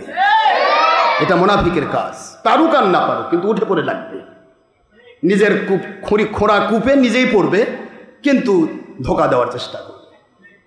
সকল খলিফাকে আমি বায়াত করার অধিকার দিয়েছি, কিন্তু আপনাকে 4 তরিকার সবক কমপ্লিট করতে হবে, অর্থাৎ মাস্টার্স পাস করতে হবে। ইন্টারমিডিয়েট পাস করে প্রফেসর হওয়া যায় না। 4 তরিকার সবক কমপ্লিট করেন, এরপরে আমার পক্ষ থেকে আমি বলবো আপনাকে কামিল করা হলো। কামিল হলে আপনি পীর, কিন্তু কাউকে বায়াত করতে পারবেন না। নিজে আপনি ওলি, কিন্তু অন্যকে ওলি বানাতে পারবেন না। যখন আপনাকে আমি ঘোষণা দিব আপনি কামিল মোকাম্মিল, তখন আপনি অন্যকে ওলি বানাতে পারবেন, বায়াত করতে পারবেন। ঘোষণাও নাই, কিছুই নাই, মার্শাল লাভ, 1 লাভ দিয়ে মানে আকাশও চলে গেছে। নেটর দেওয়া সারা, যাতে করে হুজুরের কিছু মুরিদ জানে আমি ধোকাতে টিকে নিতে পারি। বাংলার প্রত্যেক ডিস্ট্রিক্টের মুরিদদের মধ্যে সে ভাগ করে ফেলেছে। মুরিদদের কাছে কি বলছে জানেন? যে হুজুর তো পজিটিভ কথা, খুব ভালো, মানে হুজুরের প্রশংসা করতে যা লাগে, যা করা লাগে, যাতে করে মুর্শিদ কেবলার মুরিদের ফেদা হয়ে যায়, আর আমার ডাকে বড় বড় মাল দেয়। দেখে মুর্শিদ কেবলার মতো ওলি হয় না, সব ঠিক আছে, কিন্তু তিনি তো দেশ বিদেশে ঘোরেন, তিনি তো আসতে পারবেন না, তিনি তো সবক, তার তো সোবত পাবেন না। সোবত নিতে গেলে বগুড়া যাওয়া লাগবে, সেই 6 মাস 1 বছর পর। ওটা কি হয়? আমার কাছে, আমি প্রধান খলিফা, আমার কাছে বায়াত হলে তো মুর্শিদ কিবলার কাছে হয়, একই কথা। বায়াত হন, আমি আসে সোবত দিয়ে যাব, পুরুষ হন মহিলা হোক, সোবত দিয়ে যাব। এই সমস্ত ধোকা দিয়ে মুরিদদেরকে ধোকা দেওয়ার চেষ্টা করেছে। এগুলি কি? তোমাদের পীরকে তুমি চিনলে না, তুমি রাতের অন্ধকার পিছে দৌড়াচ্ছ, যার ভিতরে কিছুই নাই। এখনো সে 4 তরিকার দূরে, 1টা তরিকার সে সবক কমপ্লিট করেনি। আমি সময় দিচ্ছি, আপনারা এখনো সময় আছে। 2টা গ্রুপকেই ফেরার সময় দিয়েছি, আমি কারোর উপর জুলুম করি না। মন চাইলে ফিরবেন, না মন চাইলে আপনারা জাহান্নামে যান, আমার যা আপত্তি নেই। আমার সাথে আপনাদের 2 গ্রুপেরই, নয় খলিফা দাবিদার মুনাফিক, নয় মুরিদ দাবিদার মুনাফিক, এদের কোনো সম্পর্ক আমার বা আমার দরবারের সাথে থাকবে না।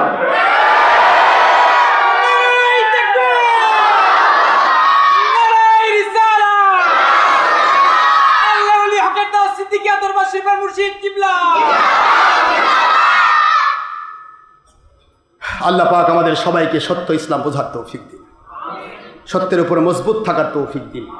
বাবারা, ইমাম মাহদী আলাইহিস সালাম জাহির হওয়ার সময় ঘনিয়ে আসতেছে, এখন ইমান কেনা বেচা হবে। এ জালেম কয়েছে কি জানেন? কয় যে এখন যে অবস্থা, দেশের সরকারও এক এক সময় এক দিকে যাচ্ছে, যে কোনো সময় হুজুরের উপর জুলুম হবে, এখনই তার থেকে ভাগতে হবে, না হলে সমস্যা। হায়রে ইমান রে জালেম, তো এইরকম ইমান না, আমার পিছে ঘুরলি কেমনে রে জালেম?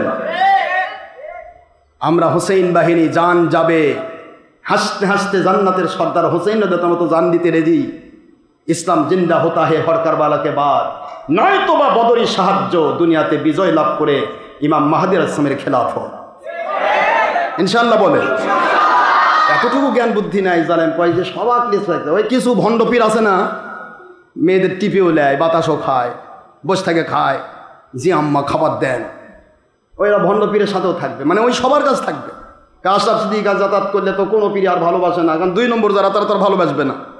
ছবিওয়ালা, ভিডিওওয়ালা, টিভিওয়ালা, মহিলার সাথে বেপর্দা, গান বাজনা, এই সমস্ত পীরের তো ভালোবাসে না। এখন কি করছে, আশরাফ সিদ্দিকীরটা কোনো মতে যদি কাটে নেওয়া পারি, তাহলে সব পীরের দরবারে যাওয়া আসা করবো, আর সব পীরের মুরিদদের কাছ থেকে সুবিধা নিব। এত সোজা নয়, জোর করে বেলায়েত পাওয়া যায় না বাবা। বেলায়েত আল্লাহ প্রদত্ত নিয়ামত, এটা চোরের উপর নাজিল হয় না। ধান্দা করে কিছু মাল কামাই হবে, কিন্তু চোরে কোনোদিন বেলায়েত পায় না। বেলায়েত যদি পাওয়ার মতো যোগ্যতা তোমার থাকতো, ধৈর্য ধরে 4 তরিকা সবক কমপ্লিট করে আমি গুনাহগার থেকে বেলায়েত নিয়ে তুমি আমার দোয়া যদি পেতে, লাখ লাখ মুরিদ তোমার পিছে ঘুরতো, যেমন ডক্টর আশরাফ সিদ্দিকীর পিছে ঘুরছে। ইনশাআল্লাহ বলেন। আমরা কারো বাড়িতে ডাকতে গেছি, আপনাদের এখানে যে কয়টা লোক আছেন, একটা লোক নারে বলেন, হুজুর অমুক দিন আপনি আমার বাড়িতে গেছিলেন, আমার বইয়ের সাথে দেখা করলেন, আমার বেরির সাথে দেখা করলেন, তারপরে আমার থেকে খাইলেন, দাওয়াত দিয়ে আসলেন, চলেন যাই হকের দাওয়াতে, বার হন দেখি। আছেন এরকম? সারা বাংলাদেশে কেউ পারবে না ইনশাআল্লাহ, ইনশাআল্লাহ পারবে না। বললে মিথ্যা কথা বলতে হবে, কেনা গোলাম, কেনা বাদী হতে হবে। কথা বলছেন না কেন তোরে? সেটারও বিচার করার অধিকার আমার মালিক দিয়েছে, সেটা আমি করতে পারবো ইনশাআল্লাহ। কিন্তু প্রশ্ন হলো, পারবেন না, দাওয়াত দেওয়া লাগে না, এটা আল্লাহ প্রদত্ত নিয়ামত, এটা বুখারীর হাদিস। হুজুর বলেন, ইন্নাল্লাহ, নিশ্চয় আল্লাহ পাক ইদা আহাব্বা ফুলানান, যখন দুনিয়ার কাউকে ভালোবেসে ফেলেন, বেলায়েতের জন্য কবুল করে ফেলেন, দুনিয়ার মানুষের জন্য উপকার করাতে চান, দুনিয়ার মানুষের উপর রহমত যার মাধ্যম দিয়ে নাজিল করতে চান, দুনিয়ার মানুষকে হেদায়েতের বাতি জ্বালাতে চান, আখিরাতে লাখ লাখ মানুষকে তার মধ্য দিয়ে জান্নাতে দিতে চান, এমন ধরনের কবুল যখন কোনো মানুষকে আল্লাহ করেন, তখন আল্লাহ বলেন, ইয়া জিবরাইল, এ আমার জিবরাইল আলাইহিস সালাম, আসমান জগতের সকল ফেরেশতাদেরকে বলে দিন, আমি আল্লাহ পাক দুনিয়ার অমুকের ছেলে অমুককে বেলায়েতের ওলি হওয়ার জন্য কবুল করেছি। জোরে বলুন সুবহানাল্লাহ। আমি কবুল করেছি, জিবরাইল আমি ভালোবেসে ফেলেছি ওই বান্দাকে। ইন্নাল্লাহ, নিশ্চয় আল্লাহ, ইদা আহাব্বা ফুলানান, যখন কাউকে ভালোবেসে ফেলেন, ফা দা জিবরাইল আলাইহিস সালাম, জিবরাইল আলাইহিস সালামকে ডাক দিয়ে বলেন, ও জিবরাইল, ইন্নী উহিব্বু ফুলানান ফাআহিব্বু, সুবহানাল্লাহ, ফাআহিবহু, তুমি তাকে ভালোবাসো। জিবরাইল আলাইহিস সালাম রহমতের সকল ফেরেশতার সরদার, তিনি ভালোবাসা শুরু করে দিলেন।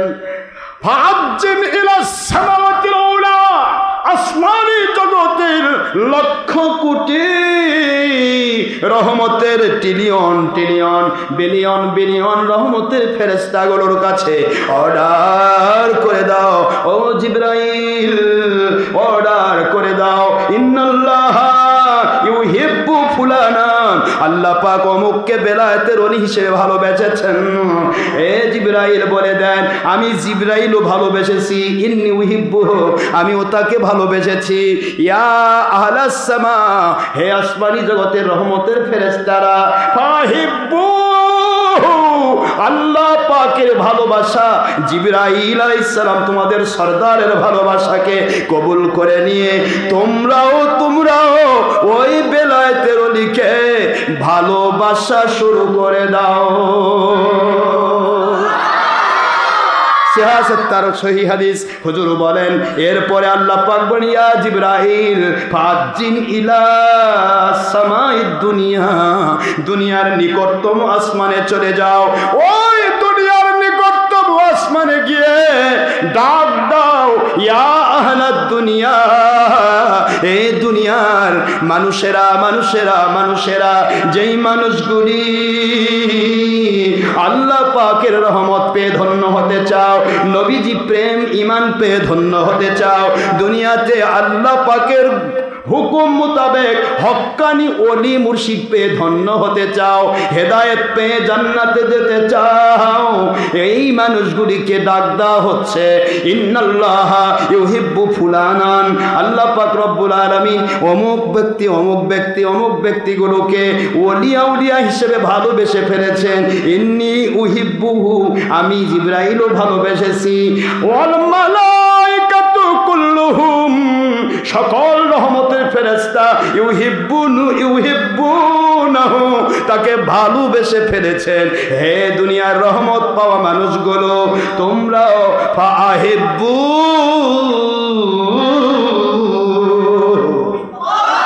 তোমরাও ওই বান্দাগুলিকে ভালোবাসো, ওদের কাছে দৌড়াও, ওদের কাছে গেলে তোমরা আল্লাহ পাবে, ওদের কাছে গেলে তোমরা নবী পাবে, ওদের কাছে গেলে তোমরা হেদায়েতের রাস্তা খুঁজে পাবে। মাইয়া হাদিল্লাহু ফাহুয়াল মুহতাদি ওয়া মাইয়ুদলিল ফালাম তাজিদ লাহু ওয়ালিয়াম মুরশিদা।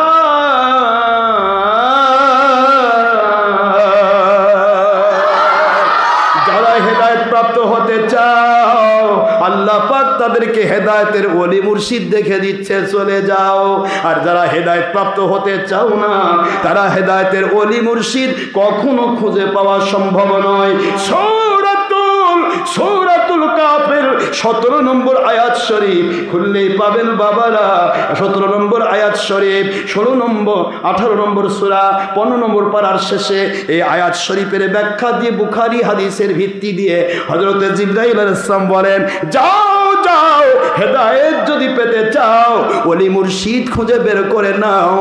আল্লাহ পাক যাকে ভালোবেসেছেন, আমি জিবরাইল যাকে ভালোবেসেছি, রহমতের ফেরেশতা কুল যাকে ভালোবেসেছেন, তোমরা যদি আল্লাহ এবং নবীজির ভালোবাসা পেতে চাও, জিবরাইলের ভালোবাসা পেতে চাও, রহমতের ফেরেশতার ভালোবাসা পেতে চাও, তাহলে যাও যাও তোমরা ফাহিব্বুহু, তাকেও ভালোবেসে অর্থ সময় শ্রম ব্যয় করে আল্লাহকে পাওয়ার আশা করো।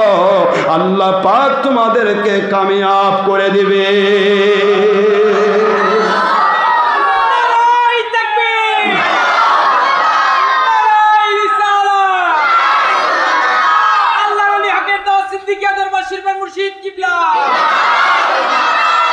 এখানে কোনো ধান্দার সুযোগ আছে? ধান্দাবাজির সুযোগ আছে? কাউকে জোর করে বাড়াতে সুযোগ আছে? যাকে কবুল করবেন আল্লাহ পাক তার ভিতরে এলকা করে দিবেন, সে দৌড়াবে। দেখার সূত্র ধরে গেলেও হুজুর পাক সাল্লাল্লাহু আলাইহি ওয়াসাল্লামকে দেখতে যাইতো। আবু জাহেল কইছে পাগলা, কই দেখি পাগলা, তাক দেখি এটা কেমন পাগলা। দেখতে গিয়ে দেখে দোজাহানের বাদশা চেহারা মোড়ক দেখে পাগল হয়ে যায়। আমি তো পাগল হলাম গো, উনি তো পাগল না। কলেমা পড়ে মুসলমান হয়ে ফিরে আসে। আবু জাহেল কয় কি হলো? কয় আমি পাগলা হয়েছি।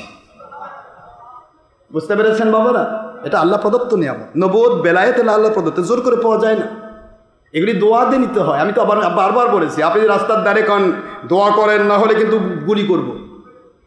এটা কোন দোয়া হবে? কথা কয় না কি? আল্লাহ এমনভাবে ওকে করেন আল্লাহ গুলিটা যেন না করা পারে, হাত অবশ করে দেন আল্লাহ। দোয়া তো ভালোই হলো। প্রশ্ন হলো দোয়া যেমন জোর করে নেওয়া যায় না, হেদায়েতও জোর করে নেওয়া, ওলি মুর্শিদও জোর করে হওয়া যায় না। এটা আল্লাহ প্রদত্ত নিয়ম। যার কপালে আছে সে পাবে, যার নেই তাকে জুলুম করে পারা যাবে না বাবা। আমরা আল্লাহর গোলাম, মালিকের গোলামি করে মরতে চাই। নামাজ রোজা হজ জাকাত ফরজিয়াত ওয়াজিবাত সুন্নাত নফলিয়াত সব কিছু কমপ্লিট করে আল্লাহর সন্তুষ্টি পেয়ে মরতে চাই। ঠিক না বা ঠিক বলে? এটা আমাদের চাওয়া। তারপর তিনি কি দিবেন তিনি ভালো জানেন। যাই হোক, পবিত্র ঈদ মিলাদুন নবী সাল্লাল্লাহু আলাইহি ওয়াসাল্লাম সম্পর্কে রেডি আছেন তো? আলহামদুলিল্লাহ। হযরতে আমাদের সকল তরিকতের ইমাম, যার নাম ইমামুত তরিকত শরীয়ত, ইমাম হাসান বসরি রহমতুল্লাহ একটা কথা বলে আমি শেষ করব। বলবো আপনার আন-নিমাতুল কুবরা আলাল আলম, বিশ্ব সমাদৃত কেতাব। কেতাবটি বিশ্ব সমাদৃত, মিশরে ছাপানো, আরবি ভলিউমের 7 পৃষ্ঠাতে 8 পৃষ্ঠাতে এই কথাটা এসেছে। কলা হাসান বসরি রাদিয়াল্লাহু তাআলা আনহু, হাসান বসরি বলেন, ওয়াদিতু লাউ কানা লি মিসলু জাবালি উহুদিন যাহাবা। উহুদ পাহাড় যার মাথায় চললে নিচের লোকগুলিকে পাখির মতো ছোট দেখায়, বিশাল উহুদ পাহাড়, 3 মাইল মিল একটা উহুদ পাহাড়, মদিনাতে গেলে দেখতে পাবেন আপনারা। উহুদ পাহাড়ের দৃষ্টান্ত দিয়ে তিনি বলতেছেন, এই উহুদ পাহাড় পরিমাণ সোনাও যদি আমার আল্লাহ আমাকে দান করতেন, আমি আমার নবীজির ঈদে মিলাদুন নবীর পক্ষে ফানফাকতুহু ফি মাউলিদিন নবী সাল্লাল্লাহু আলাইহি ওয়াসাল্লাম, আমার নবীজির মিলাদ মাহফিলের জন্য আমি ব্যয় করে দেওয়ার জন্য প্রস্তুত ছিলাম। জোরে বলুন সুবহানাল্লাহ। যিনি উত্তম তাবেঈ, খয়রুল কুরুনের শ্রেষ্ঠ একটি কুরুন, 3য় কুরুনের একজন ব্যক্তি, তিনি বলতেছেন ঈদে মিলাদুন নবী সাল্লাল্লাহু আলাইহি ওয়াসাল্লাম উপলক্ষে আমি আমার উহুদ পাহাড় পরিমাণ সোনাও ব্যয় করে দিতে প্রস্তুত ছিলাম। কারণ নবীজির পক্ষে যে অর্থ ব্যয় হয় ওটা 700 গুণ আল্লাহ পাক দুনিয়া আখিরাতে দান করেন। এতটুকু বলেই আমি আপনাদের কাছে বিদায় নিচ্ছি। আপনারা ঈদ মিলাদুন নবীর জন্য একটু হলেও মনে করেন যে কেউ কাঞ্জুস হব না, বখিল হব না, চেষ্টা করব। আমি আপনাদের থেকে জোর করে কোনদিন অর্থ চাইনি, চাইবো না। তাও পাগলা ফরহাদ বোধাইয়া করছে, আমি কিন্তু এটার পক্ষপাতী নয়। এগুলি মূল কথা হলো, আমি আজ পর্যন্ত আপনাদের কাছে কোনো দিন বলি নাই যে বাবা 1 ব্যাগ সিমেন্ট দেন, বলছি। কিন্তু আজকে আমাদের ডিরেক্টর সাহেব হঠাৎ করে ওনার পাগলামি উঠছে, কয় হুজুর মুরিদেরা আসে, তারা হয়তো মনে মনে দিতে চায়, আপনি চান না দেখে দেয় না। আমি আমার মুরিদ যারা, তারা মন চায়, চাওয়া লাগবে না, ওরা দিতে চাইলে এমনি নীরব বিপ্লব ঘটাবে, মালিকের কাছ থেকে 700 গুণ বুঝে নেবে। তারপরে ওনার একটু আশা ফরহাদক লাগিয়ে দিচ্ছে, তাও যদি কিছু দেয়, যেহেতু 500 ব্যাগ সিমেন্ট লাগবে ঢালায়, এখন যদি কিছু দেয় সেটা তার উপকার হলো, পরের ছাদটা হয়ে যাবে, এই উদ্দেশ্যে একটু করেছে। কিন্তু আমি কিন্তু এগুলি চাওয়া চাইয়ের পক্ষে নেই। মন চাইলে দেবেন, না মন চাইলে আপনাদের ব্যাপার, ওটা আপনাদের। আমি মালিকের কাছে তুলে ধরেছি, আল্লাহ কার পকেটের টাকা দিয়ে আপনি করবেন ওটা তো আপনি করবেন, আমি কেন। আমার পকেটের টাকা আমি শেষ করতেইছি আলহামদুলিল্লাহ, যা পাইছি সবই করতেছি। কিন্তু আপনি দয়া করে যাতে করে নেওয়া লাগে করে নেন, যদি না লাগে ফেলে রাখেন, আপনিই দেখবেন। আমি তো কদিন পর মরে যাব যখন, তখন আপনিই করবেন, আমার কি ঠেকা? দরবারটা কি আমার? আল্লাহ। তো আল্লাহ পাকের এই জন্য আপনারা যদি মন চায়, ঈদে মিলাদুন্নবীর জন্য যেহেতু প্রতি বছর, এবার আমরা মহিলাদেরকে সুযোগ দেওয়ার চেষ্টা করতেছি। যদি ওইটাতে আমরা পুরুষদের সুযোগ দিতে পারি, আল্লাহ যদি দয়া করে, তাহলে ঈদে মিলাদুন্নবী সাল্লাল্লাহু আলাইহি ওয়াসাল্লামতে মহিলাদেরকে এখানে এই মহলে মহিলাদেরকে সুযোগ দেবো ইনশাআল্লাহ, যাতে করে আমাদের পুরুষদের সাথে কোনো মহিলার কোনো প্রকার দেখা সাক্ষাৎ বা লিয়াজ হওয়ার সুযোগ না থাকে। এদিকেও বাথরুম আছে, বাথরুম এটা আলাদা করে দেওয়া হবে। মহিলা এখান থেকে, আমার স্ত্রী যিনি আহলিয়া, আমার 2 মেয়ে যারা একজন হাফেজে কোরআন প্রায় 23 পারা পড়ছে, 2জনই হেফজ কমপ্লিট করতেছে। এখন এই 2 মেয়ে এবং আমার ছেলে এদের সাথে দেখা করার সুযোগ পাবে। ছেলেটা তো বয়স 4 বছরও হয়নি এখনও। আমার মা বোনেরা দেখা করার সুযোগ পাবে, কারণ এই সুযোগে আমি শুনতে পেয়েছি এই জালেম নাকি কইছে যে আমার বইয়ের সাথে দেখা করলে হুজুরের বইয়ের সাথে দেখা করার সওয়াব হবে। কইতে কইতে শেষ পর্যন্ত কই ফেলেছে আমার সাথে দেখা করলে হুজুরের সওয়াব পাবে না, হুজুরের সাথে দেখা করার দরকার নেই, কারণ উনি তো দেখাই করবে না। এই ধরনের জালেম সুযোগ নিচ্ছে, যার কারণে আপনাদেরকে আমি চেষ্টা করব, আপনাদের মা বোনেরা যারা আছেন তাদেরকে আপনারা সুযোগ দিতে পারবেন, নিয়ে আসবেন, আমার স্ত্রী সন্তানদের সাথে দেখা করার সুযোগ পাবে ইনশাআল্লাহ। এবং সেখানেও আপনাদের মাল কামার ধান্দা থাকবে না। ওই আমার কাছে যেরকম কোনো দিন নজরানা দেওয়া লাগে না, মুসাফা করে খালি পেটে চলে যাবেন, 10 পয়সাও দেওয়া লাগবে না, ওই আমার আহালিয়ার সাথে দেখা করলেও 10 পয়সা দিতে হবে না, এরকম কোনো সিস্টেম আমি রাখিনি। তবে দরবারের কাজে কোটি কোটি, আপনারা জানেন এ পর্যন্ত দরবারে কিন্তু 3 কোটি টাকা খরচ হয়েছে, হিসাবে আসছে, আমাকে হিসাব দেওয়া হয়েছে, শুধু 3 কোটি টাকা খরচ হলো দরবারে। তো 3 কোটি টাকা এটা কোত্থেকে খরচ হয়েছে? আমি করেছি? আমার মালিক করেছে। সুবহানাল্লাহ বলবেন না? তো মালিক করেছেন, করবেন। এরপরেও আমাদের জায়গায় যেমনি জায়গাগুলো কিনা প্রায় 2 বিঘা জায়গা ক্রয় করা বগুড়া পৌরসভার ভিতরে, এটা আল্লাহর দয়া, এটা আল্লাহ পাকের দয়া ছাড়া অসম্ভব। তো এই জন্য আমি কারো কাছে ধান্দা করব না। এই কাজের জন্য যদি কেউ অর্থ দিতে চায় তাহলে সেটার জন্য বক্স থাকবে, যেমন আমার এখানে বক্স আছে, আমার আহালিয়ার ওখানে বক্স থাকবে। মহিলা মহল থেকে যদি 10 টাকা দিতে চায় বা না চায়, কোনো দিন দেওয়া লাগবে না, যদি মন চায় তাহলে ওই বক্সে দেবে, ওটা নিয়ে গিয়ে কাজের জন্য ব্যয় হবে। এটা আমার পরিবারের জন্য না, কারণ আমার পরিবার, আমি আমার মালিকের গোলাম, আমি না খেয়ে থাকলেও আমার মুরিদকে বলবো না আমাকে একটু খাওয়ান, এরকম পীর আমি কোনো মুরিদকে বলবো না আমাকে একটা চা খাওয়ান। আজ অবধি বলেছি কোনো দিন পাবেন না, চা নয়, পান নয়। এই জন্য আপনার যদি মন চায় অংশগ্রহণ করবে, এটা আপনার আল্লাহ পাকের সাথে দায়বদ্ধতা থাকবে, সেটা আপনার ইচ্ছা। তবে আমি প্রতি বছরই তো এখানে দেই, মালিকের দয়া আমি একটা গরু দিয়েছি আলহামদুলিল্লাহ, 3টা গরু ক্রয় করা হয়েছে, একটা গরু আমি দিয়েছি। পাশাপাশি আমাদের 10জন খলিফা দরবারের কবিতা ইদিনের সভাপতি মোহাম্মদ তারিকুল ইসলাম, আমাদের ডিরেক্টর মিজানুর রহমান, আমাদের সম্মানিত sir Alamgir, vice principal Netra school, তারপরে ওবায়দুর রহমান প্রফেসর সাহেব, ইমদাদুর রহমান আমাদের ইঞ্জিনিয়ার সাহেব, আবুল বাসার বাবাজি যিনি আপনাদের কার্ড দেয়, দেখেন আপনাদের এই কার্ডটা সবাই সংগ্রহ করার চেষ্টা করবেন। এটা কিন্তু দুনিয়া এবং আখেরাতে আল্লাহ পাকের কাছে আমার একটা সুপারিশ, এই কার্ডটা সংগ্রহ করবেন সবাই। এই আবুল বাসার বাবাজি, নুরুল আমিন ইঞ্জিনিয়ার সাহেব জয়পুরহাট থেকে আমার বাবাজি, যিনি আমাদের সাথে এবার শুরু থেকে লেগে আছেন, রাশেদুল ইসলাম এখানকার স্বেচ্ছাসেবকদের যিনি সর্দার, অর্থাৎ এখানকার যাকে তত্ত্বাবধায়কের দায়িত্ব দেওয়া হয়েছে। তারপরেও আরেকজনকে, এটা কি পরের লাস্টেরটা মাহফুজুর রহমান নাকি?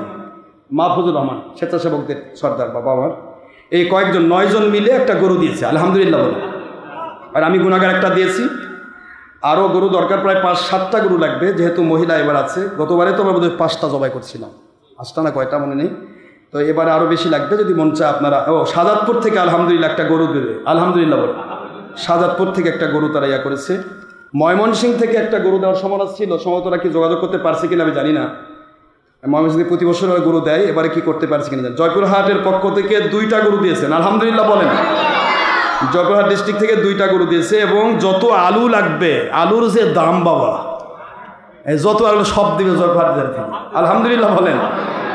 যাক, আমার ডিস্ট্রিক্ট ধন্য, কারণ আমি তো বগুড়া জেলা জয়পুরহাট জেলা 2 জেলারই মানুষ। কারণ যখন জন্ম নিয়েছি তখন জয়পুর জেলা হয়নি, তখন মহকুমা ছিল, এখন জেলা হয়ে গেছে। তো আমি গুণাগার ধন্য যে আমার 2 জেলার মানুষ আমাকে ভালোবাসে। কি বলেন আপনারা? আপনারা 2টা গরু তাহলে তো হয়ে গেল, 3টা কেনা হয়েছে, এখানে 2টা, 5টা, আর ইয়া থেকে একটা 6টা, 6টা গরু হয়েছে। এটা তো বলে দিছি না, এটা কি বলেছি, এটা কি আজকে দরবারে উপস্থিত দিয়েছেন ভক্তরা ও ভক্ত ভাইরা, আপনারা নগদে দিয়েছেন 25,000 টাকা, সিমেন্ট দিয়েছেন 321 ব্যাগ। আলহামদুলিল্লাহ, এটা বিশাল ব্যাপার। 500 ব্যাগ লাগবে, 321 ব্যাগ দিয়ে দিছেন। আলহামদুলিল্লাহ, আল্লাহ আপনাদের যত খায়ের দান করুন। আমি দোয়া করি মালিক যেন আমাদের সবাইকে আমাদের মর্যাদা 700 গুণ দেন দুনিয়াতে এবং আখিরাতে। সবাই আল্লাহ আমিন। এটা কি পবিত্র ঈদুল আজহা উপলক্ষে কর্ম বন্টন ও দায়িত্ব প্রদান উপলক্ষে আলোচনা করা হবে। নামাজ পর বসার অনুরোধ করা হয়েছে। বাবারা, কর্ম বন্টন, কারা কাজ পেতে চান, আমরা কিন্তু জোর করে কাজ করে নিব না। স্বেচ্ছা যদি কাজ করতে চান আমরা কাজ দেবো ইনশাআল্লাহ। আর যে করতে চায় না তার জুলুম নেই, আপনি লেগে থাকেন, মৃত্যু পর্যন্ত লেগে থাকেন। আপনি 10 পয়সাও যদি না দেন আমার আপত্তি নেই, কিন্তু কমের পক্ষে হুজুর বলেছেন আল বখিলু আদুবুল্লাহ ওয়ালাউ কানা আবিদা। হাজার ইবাদতকারী হোক, যদি বখিল হয়, হক পথে অর্থ সময় শ্রম ব্যয় করার ইচ্ছা না থাকে, এই ব্যক্তিটা ইন্তেকালের পূর্বে আল্লাহর শত্রুতা নিয়ে ইন্তেকাল করে। নাউজুবিল্লাহ। আমার মুরিদেরা যেন বখিল হয়ে না মরে। আমার এখানে দেন না 10 পয়সা, কিন্তু আপনার জীবনে আপনার পরিবারকে, আপনার পরিবারের মধ্যে যারা গরিব মিসকিন এতিম অনাথ, অবশ্যই হাত গুটিয়ে রাখবেন না। হাত যখন আপনি দান করবেন তখন মালিক কুদরত থেকে আপনার উপর বন্টন ঢেলে দেবে। আপনি যতক্ষণ বন্টন না করবেন ততক্ষণ আপনার উপরে বন্টনটা পরিপূর্ণ হবে না। খালি হলেই তো দেওয়া হয়, কথা বলেন না কেন? যেটা স্তূপ ভরা আছে ওখানে আর কি দেওয়া যাবে? ওটা যখন খালি হয়ে যাবে তখন ওই স্তূপে আবার দেওয়া যাবে। তো আমি যখন দান করব তখন আল্লাহ পাক দয়া করে আমাদের ওই জায়গাটা 700 গুণ আবার পুরা করে দিবেন। এটা আল্লাহর ওয়াদা। সুতরাং কেউ কাঞ্জুস বা বখিল আমরা হব না। হুজুর বলেছেন আসাকিউ হাবিবুল্লাহ ওয়ালাউ কানা ফাসিকা। যদি গুনাহ খাতাও থাকে, এমনকি কবিরা গুনাহ অনেক মানুষ করে ফেলে, কিন্তু সে যদি আল্লাহর সন্তুষ্টির পথে অর্থ সময় শ্রম ব্যয় করা অভ্যস্ত হয়, এই মৃত্যুর পূর্বে এমন কোনো আমল আল্লাহ করে নিবে, সে আল্লাহর বন্ধু হয়ে কবরে চলে যাবে। সুবহানাল্লাহ। এটা কিন্তু মারাত্মক একটা কথা। এই জন্য আমরা সময় দিতে পারলে সময় দিব, সময় না দিতে পারলে শ্রম দিব, শ্রম নিতে পারলে অর্থ দিব, অর্থ দেওয়ার ক্ষমতা নাই শ্রম দিব, সময় দেব। এভাবে সাহাবায়ে কেরামকে হুজুর এভাবেই নিতেন, আল্লাহর হাবিব সাল্লাল্লাহু আলাইহি ওয়াসাল্লাম এভাবেই নিতেন। কে শ্রম দিবে, কে সময় দিবে, কে অর্থ দিবে, যে যেটা পারতো ঠিক সেভাবে তারা অংশগ্রহণ করতো, যাতে করে আল্লাহ পাকের সন্তুষ্টির পথে কাজটা থাকে। আর আমরা যা পৃথিবীতে করেছি সবই আমরা রেখে যাব। যা করছি আল্লাহর জন্য, এটা অনাদিকাল কিয়ামত পর্যন্ত টিকে থাকবে। এই দরবার এবং মসজিদ কোনোদিন নষ্ট হবে না ইনশাআল্লাহ। বলেন, কিয়ামত পর্যন্ত টিকে থাকবে। আমরা তো মরেই যাব, আর কবরে সদকায়ে জারিয়া হিসেবে আমাদের দরবারে পৌঁছতে থাকবে। এই মর্যাদা আমরা পেতেই থাকবো। সুবহানাল্লাহ বলবেন না? এইটুকুই আমাদের আশা, আমাদের আর বেশি আশা দরকার নেই বাবা, যতটুকু প্রয়োজন। আলহামদুলিল্লাহ, আপনারা জানেন যে ওটা কেবলমাত্র 10 শতকের উপর একটা বিল্ডিং হচ্ছে। আমরা পরের অংশটার সাথে অ্যাড করবো 20 শতকের মধ্যে, তারপরে এই পর্যন্ত এটা ঠেকে যাবে। এখন এই বিল্ডিং হতে আপনারা জানেন ওর মধ্যেই অনেক টাকা গেছে, মোটামুটি পুরা দরবারের কাজে আমাদের 3 কোটি টাকা গেছে। পাশাপাশি হতেই থাকবে। মালিক দয়া করবে হবে, মালিক দয়া করবে না হবে না, আমাদের জোর নাই। কি ঠিক আছে বাবা? জুলুম নেই। আমি তো মনে করেছিলাম না যে আমি সাথ দিতে পারবো, আলহামদুলিল্লাহ সাথ হয়ে গেল। আলহামদুলিল্লাহ বলেন। যদিও আমাকে ঋণগ্রস্ত হতে হয়েছে, আমি ঋণ করেছি, প্রায় 1 কোটি টাকা ঋণ হয়ে গেছে। যেটাই হোক আমরা সেটা পেমেন্ট দেবো ইনশাল্লাহ। আমি পেমেন্ট দিয়েই মরবো, আপনাদের ঋণ রেখে আমি মরবো না ইনশাল্লাহ। দোয়া রাখেন, ঋণ দিয়েই মরবো ইনশাল্লাহ, ঋণটা পরিশোধ করে মরবো। যেটা আপনারা পাবেন 18 গুণ সওয়াব। এটা বুখারী শরীফের হাদিস এবং কোরআন শরীফের আয়াতের ভিত্তি। মানজাল্লাযী ইউরিদুল্লাহ করদান হাসানা। আল্লাহ বলেছেন, যে ব্যক্তি আমাকে করজ দিতে চায়, করজে হাসানা দিতে চায়, আমি আল্লাহ ওয়াদা করছি নবীজির হাদিসের মধ্য দিয়ে তাকে 18 গুণ দেওয়া হবে। সুবহানাল্লাহ বলে। আর যারা দান করে তাদেরকে 10 থেকে 700 গুণ দেওয়া হবে। সুবহানাল্লাহ। আমার মোশাররফ বাবাজি না, কোনটা নিচে, মোহাম্মদ মোশাররফ হোসেন, যিনি আমাদেরকে, যার আহালিয়া আমাদেরকে 4.5 লক্ষ টাকা ঋণ দিয়েছেন। আলহামদুলিল্লাহ বলে। সেই মোশাররফ বাবাজি বাড়ি কোথায় জানো? গোবিন্দগঞ্জ গাইবান্ধা। ওনার আহালিয়াও আলহামদুলিল্লাহ তারা গোবিন্দগঞ্জ গাইবান্ধা থেকে মহব্বত করে 4.5 লাখ টাকা ঋণও দিয়েছেন। পাশাপাশি 200 লিটার তেল দিবেন। 200 লিটার তেল দিবেন। আলহামদুলিল্লাহ বলেন। আল্লাহ পাক কবুল করুন, আল্লাহ পাকের যা যা খায় তাদেরকে দান করুন, আমিন। বাবা আর আপনাদের কষ্ট দেব না। ওমা আলাইনা ইল্লাল বালাগুল মুবিন। হাদা মা ইনদা মা ইনফাদু মা ইনদাল্লাহি রাসূলি সাল্লাল্লাহু আলাইহি ওয়াসাল্লাম। বাক সুবহানাকাল্লাহুম্মা ওয়া বিহামদিকা আশহাদু আল্লা ইলাহা ইল্লা আনতা আস্তাগফিরুকা ওয়া আতুবু ইলাইকা। আসসালামু আলাইকুম ওয়া রাহমাতুল্লাহি ওয়া বারাকাতুহু।